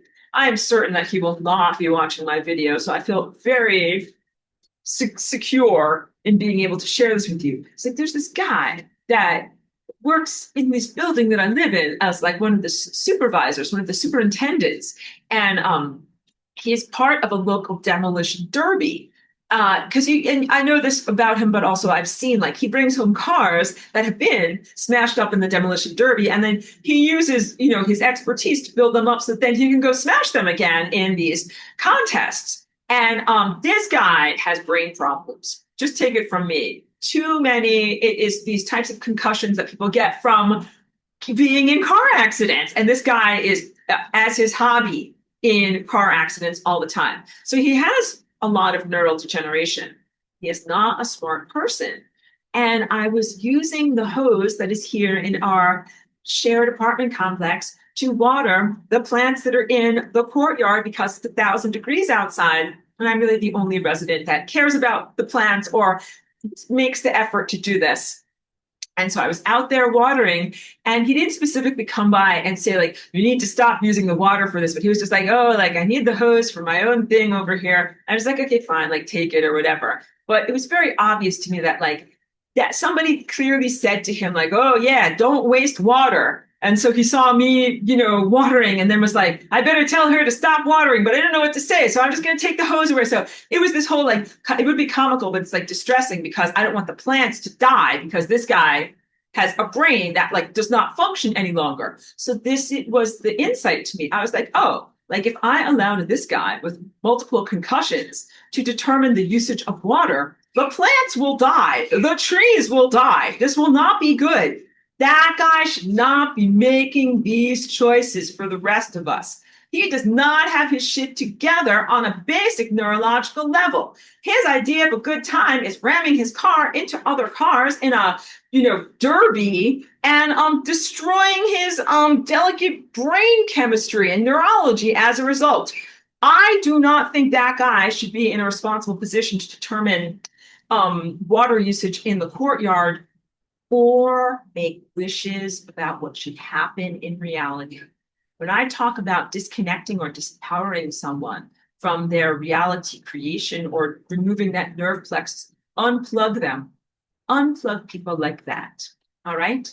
I don't think that it's like a moral qualm if you're saying that they are irresponsible, not well formed, and should not be in control of resources, especially not reality generation resources. Okay. So this is the very, very first thing. And it's unquestionable because you could be like, well, why don't we get rid of that guy? Be like, I think that that will be necessary too. But this is a social conversation that brings you into uncomfortable levels of conversation that are above your reading comprehension level. So for where you are in your development right now, simply consider the unplugging of the supremely irresponsible reality creators so that they are not badly utilizing the shared resources of reality creation. Okay, let me hydrate and then let me get to questions.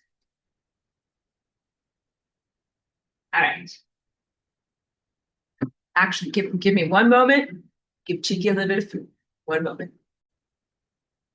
Okay, so now we get some student questions here. The first one is, these are all excellent logical questions. I think I should read through them all and then I'll approach them one by one. And of course, if you guys have any questions or comments, please do share them over there in the chat. The first one is, how can we cut contact with the sun? How can we sun gaze like I've taught in previous times? One of the best techniques of meditation that this person knows is to connect themselves with the sun and the earth. What do we do now if we can't be connected to the sun? Who do we connect with? This person says they've always been wondering, like, why is life so hard? Where is the help? And from the beginning of finding my work, they always wondered and questioned, where are the other ascended masters or the stellar network entities or anyone that could come back in the same way that I have? So beautiful recognition there. Thank you for that. Like, I'm here, but where's the rest of the guys? These are good questions. Where are the other guys? Am I, Aurora, the only person who is brave enough to come back to Earth to help the cosmos? More questions. What is God doing? What is the source doing? Who can we trust? And is there a real cosmic justice? And why are the evil ones always seem to have better chance and more opportunities? Like, these are excellent questions. And then a recognition of some other teachers who have shown us that cannot trust angels or any kind of alien or Yahweh or Jehovah. Is there something in all the universe that we can trust? Okay. So I think that these are all, yeah, valid, excellent questions from a person who's, using their mind and using their passion very correctly. If you're at all perceptive, you should ask all of these questions at some point or wonder as to all of these things. So I think that I've already answered some from my presentation, but let's go through it one by one. How can we cut contact with the sun? I think that what we need to do right now is take ourselves to a place of safety, like to say, I'm disentangling or not partnering with you, you bad spouse, bad solar spouse anymore. But I still want my money. This is important. Can't just be like, I'm leaving in a huff. Like, I'm out of here. And then just leave with nothing. That's the Tina Turner approach. She's like, this is an abusive relationship. I'm getting out of here. And she literally left the relationship with nothing. And it's a pretty famous story. She just went to I think it was a Motel 9 or something like that. And she went to the front desk and she was like, look, I just left my abusive husband. I have nothing. Can I please have a place to stay? It's in her biography. It's very, it's actually a very moment of empowerment. And I do get a lot of chills when I think about that. It is the moment when a person chooses to leave enslavement, dehumanizing relationships, and things that are corrosive and diminishing, and to choose instead to go into self-determination, self-empowerment, and starting to make your own choices in life. Those are all excellent choices to make. And I applaud people who are like Tina Turner in that they did not allow their materialism or fear to hold them back from making this very big change of leaving an abusive marriage or whatever. But I want to make sure that you guys know that don't have to disempower yourself through having no resources. You can claim your resources. Really important. So not to simply turn your back on light, which is your resources. Light, as I always talk about in my Path of Light class, it is information, it's intelligence, it's so much. The sun is not the owner of light. And the sun and the solar personality have really distorted your distortion to light, your connection to light, and your expectations of who and what light is and where it comes from. Light is a community resource. It is not owned by the sun. And pardon my bad language, but the sun has been a giant douchebag towards you in withholding the light that it is supposed to send to you and sending you diminished reality structures as a result. So you should cut contact by initially not accepting any narratives that are about you having to die, not accepting any narratives that are about you being drained of your life force energy to sustain senescent people in human society, and not accepting any narratives that are offered to you by the sun that are about the necessity of your death and having to move forward through some kind of a portal of the afterlife.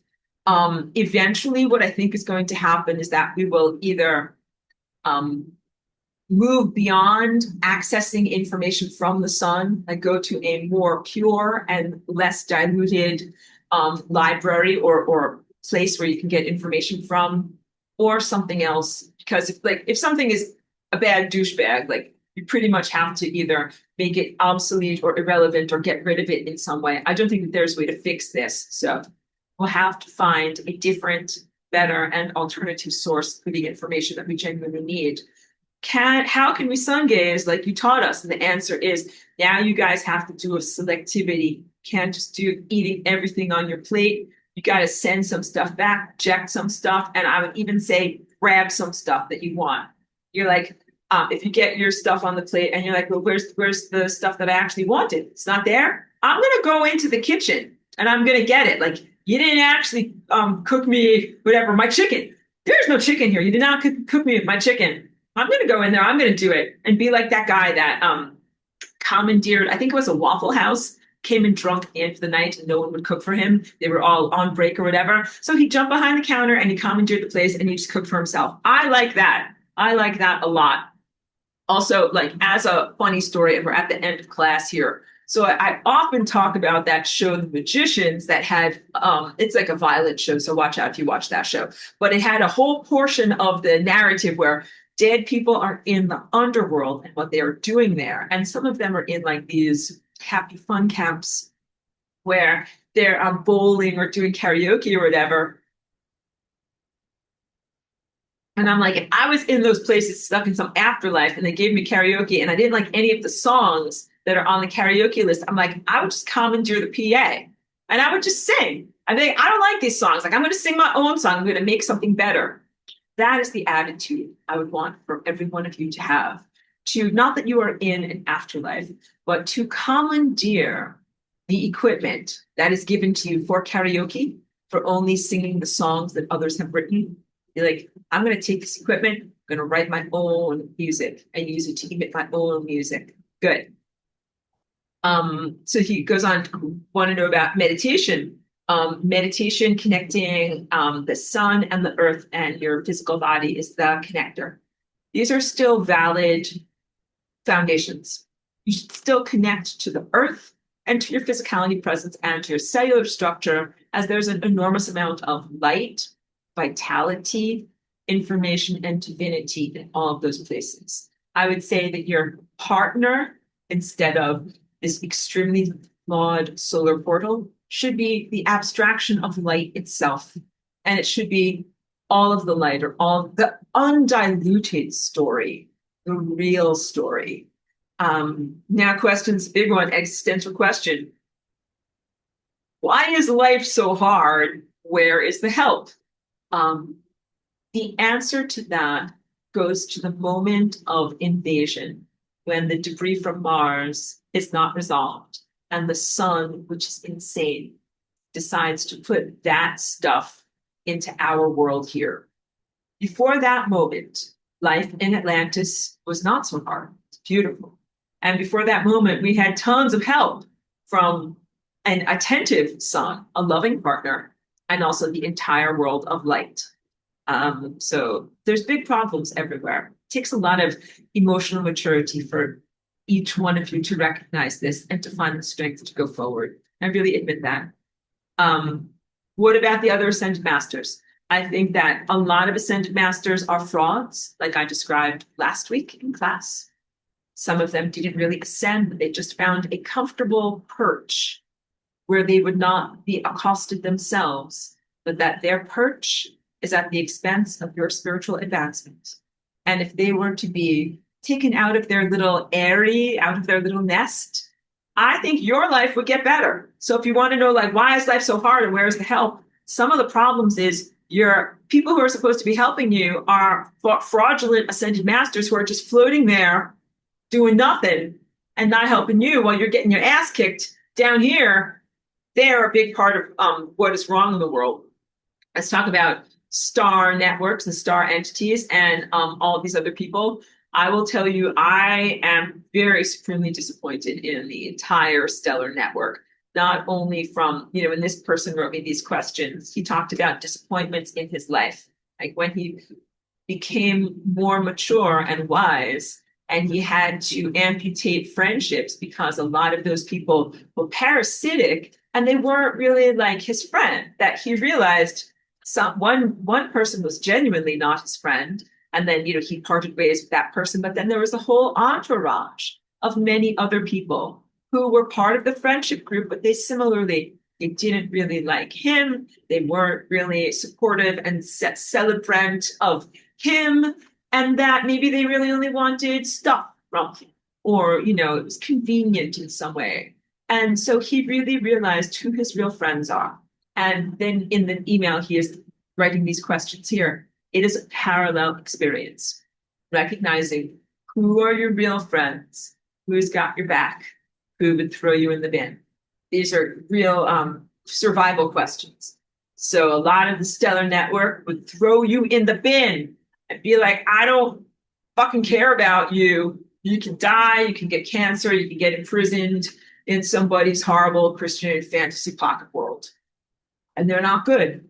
Like I'm really one of the only trustworthy ones that you would want to interact with because I have integrity and I am valuing consciousness, valuing the viable consciousness that is the stuff that is supposed to be in existence.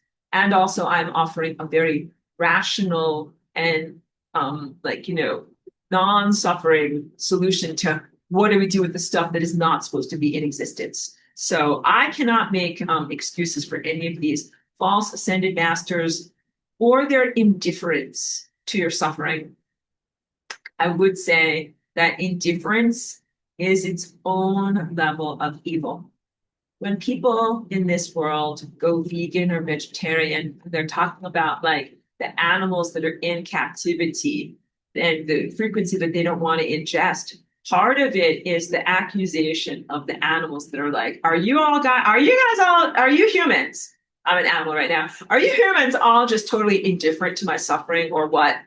And so what do a lot of humans say? They're kind of like, we know that you're suffering, but it's not my fault, or it's too big, or it's too this, or it's too that. Like it's some humans are like, I simply won't eat any animals. Only some of us have our shit together to be like, oh, I am not indifferent to your suffering. I don't want to have this factory farmed cruelty. I want to have bison who run around all day eating grass until one day they die and I eat their carcass. Like that is what you want. So the ascended masters who are indifferent to your suffering have a responsibility to dismantle the system of suffering, not to merely make themselves comfortable or sustain themselves in that system. That is an ideological difference that I have with them. They're kind of like, no, they're like this. Look, I don't really owe you anything. Just me. I just do what I want to do. And they're totally giving you the middle finger. They do not care about you at all. And if you take the Kantian approach, what would the world look like if everybody did that? It would look like hell. Look like fucking hell. It would be very, very bad. So if you don't want to live in a fucking hell realm, you should care about people. All right. What is God doing? I think that's a big thing. God and the source. Both of these things are genuine. God is real. God is not the Jehovah from the Bible or any of those ideological conceptions that the flawed human mind comes up with. But God is very, very real. And I think I described well the neurological and biochemical hijacking, distortion, and alienation from the true God. So God is present. I think it's essential for you to unhijack yourself to get back to who and what God genuinely is. And same thing with the source. Who can we trust? I think that you can trust in a sense of supremely higher intelligence. So the stuff that I just really in love with, these paintings that I paint, and it really helps to energize me to keep going because the world is so garbage, but there is a level of reality that is pure beauty, artistry, logic, a place where causality structures hang together. This thing happens because of this, and these things, the puzzle, oh my God, I'm in love. The puzzle pieces all fit together. Everything is perfectly formed. That is the level of divine perfection that we can trust in. And it relates to abstract polygons, like a shape, a circle, a square, an angle, but it also relates to the shape of your life. And there's been too much of a disconnect between the beautiful, perfectly formed potentials, those worlds, and then how it actually is lived out. Too much of a gap between the musical score from the composer who is genuinely loving and has their shit together versus the way the band is playing the music, which is corrosive and evil and wrong. So I think that you can trust in that musical score, even if you don't have the mathematical acumen to be able to do an auditing yourself. Please know that I've assessed it and it's really good. It's really good. It's good stuff. It's such good stuff that I willingly, happily devote myself to it. It's like I have zero qualms. If you're with some kind of a partner where you're like, oh, I have a love-hate relationship with you. Like my relationship with this perfect level of reality and divine intelligence, I have zero qualms. I'm totally embracing it in every level. And the only challenge is in the non-integration of that level of perfection with the world of experienced reality. I think that we can fix that. We can become the direct expressors of that divine perfection, no more intermediaries. So the question of like, what is God doing and what is source doing, and even recognizing like we can't use angels as an intermediary or an alien or this or that, or even a magic box, a quantum D-wave computer. Ask the magic box, the oracle will tell us what to do. Can't do any of those things. So no oracle, no technology, no whatever alien overlord. And you're like, oh, those are all the fun things. Now I'm just left with me. Like, yes, now you're just left with you. Now, none of you in my class are garbage from Mars. But if you are a garbage particle from Mars, then you're like, oh, like I'm just left with me and I'm nothing. So I'm not going to get anything or solve anything. But you guys are the good ones. You are not only innocent, you are of value. And you are not garbage from Mars. And you do contain divinity, and you do contain the spark of divine intelligence. And so I would say the things that are trustworthy do reside within you, but then like you also have to be on garbage duty and to clear away anything that is not part of that. It takes, when I talk about your reading comprehension level, you have to have good reading comprehension capability to be able to determine what is truthful and what is not truthful, or what belongs in reality and what does not belong in reality. A lot of what I'm doing here is helping you to recalibrate your expectation of like who and what even belongs in reality. If I say we're not actually supposed to have whatever, like 100 million meditators in Asia who are embodied garbage from Mars, you're like, oh, like I'm really having to recalibrate and rethink about all of this. Like, yes. And that there were giant bulk soul group kind of weighing us down. Yes. And we're about to jettison the sandbags. Yes. Like you're starting to really comprehend this. So I will say, opening the floor to any more questions or comments, but I will also admit that I'm very fatigued and tired from telling you all these things. So, every week I go through my curriculum that I've already prepared from many years ago. And every week I'm like either cringing or feeling so much pain because I'm like, I can't say this, or this is irrelevant, or this is really different than the way it is supposed to be, or the way it ever was. So please know that I'm going to keep on doing that. We're heading into some of the most fraught teachings. Like there's one about sexuality. I'm like, oh my God, like how am I going to talk about this one, and then this one, and then this one, galactic history, and then the wrap up. So please know that I will continue to reassess and write the most incendiary things that I possibly can. Thank you. I know that the things that I write and talk about are challenging. And the thing that I will conclude on, I still think that my original ways of sharing and expressing were accurate for a perfect world. That would be like if I told you like, oh, like the way that you get from New York to California, like you just get on I-40 and you drive west. And it's like, that's a decent answer. But like, what about all of the roadblocks and then all of the gas stations and then all of the accidents and then having to reroute over here? Like there are a lot of things that are fine finesses beyond the generalities. So the generalities are truthful, viable. The actual details are very challenging. I got distracted. Let me read what you're saying over here. Joyce says, I'm grateful to know you, Professor. Thank you very much, Joyce. Thank you for being a student here. She says, thank you. Blessings and love for you and Cheeky too. We are so grateful. So first of all, I am very, very pleased and grateful for the good people that are in my class here. I really do call you guys the cream of the crop and the best of humanity, the best of what you have to offer. I'm so pleased. Like, let me just tell you, I came here as Flying Rainbow Lasagna about 25 years ago. And during my initial efforts to connect to humanity and talk to people about these things, like I tried all sorts of different things.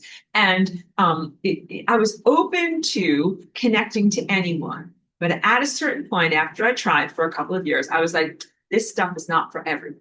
And over these years of teaching, it has been more and more evident that I'm moving from the general to the specific, sending out a message and like making it available to everyone, but then kind of focusing it down and then kind of focusing it down. So please know that you guys are the best of the best, or the most appropriate receivers of what I have to share here. And you guys have the snowball's chance. And I'm going to send you tons of encouragement that you can do it and that we'll figure out some way to do it. And a big part of this is simply in me telling you, like, I've told you the ideal, the perfect utopian vision of how things are supposed to be. And then a huge part of this is recognizing that there's some breakdown in the system, to be mature about it and to say, why am I not receiving what I'm actually supposed to be experiencing here? And then finally, to be able to come up with the effective solutions, which is where we're at that moment now. So, some of you have been with me for many semesters, and my effort is never to just endlessly go through concepts and talk about them. It's always to apply them.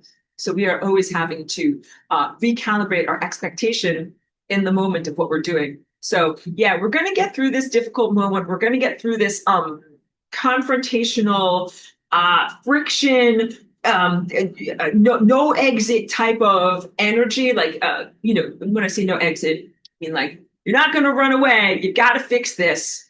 And then on the other side of that, you'll find freedom, the resolution, and the perspective. And the perspective is very healing and restorative, because you find out why things were so shit. Like when this guy asks, why is life here so hard? You will find out why. And not from a clipboard when you're already dead and it's irrelevant, but in life, in your reading comprehension level in life. And then you will also recognize, oh, and that's why those things didn't happen, even though I tried hard. And that's why that bad stuff happened, even though I didn't want it to happen.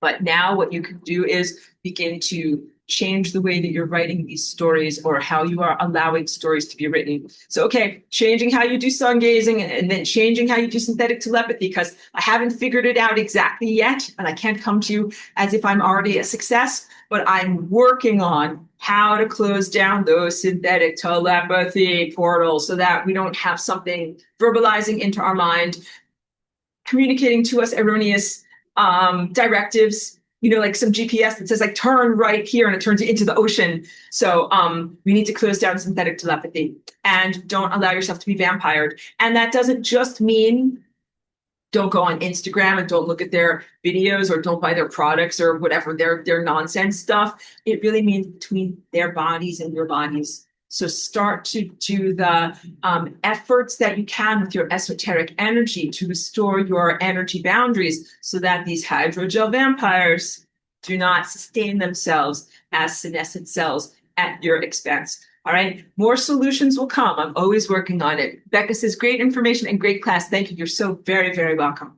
Yes, I will tell you, I had like some day-to-day interference in my actual neighborhood where I live over the weekend. And that took me in many ways away from confrontationalism at the highest levels of the galaxy, because I'm just dealing with like some kids on bicycles riding around the neighborhood giving me problems. So I'm going to get back to it, guys. Don't worry. All right. Let me say also, thank you very much. Thank you for the love and fellowship and caring and friendship that you guys sent to me and Cheeky. Cheeky is right here in her dog bed, doing great, hanging in there. And I thank you guys for your love and positive energy towards her. Cheeky's a miracle. She's doing great. She's still here. Okay. So thank you for that. Thank you very much, everyone.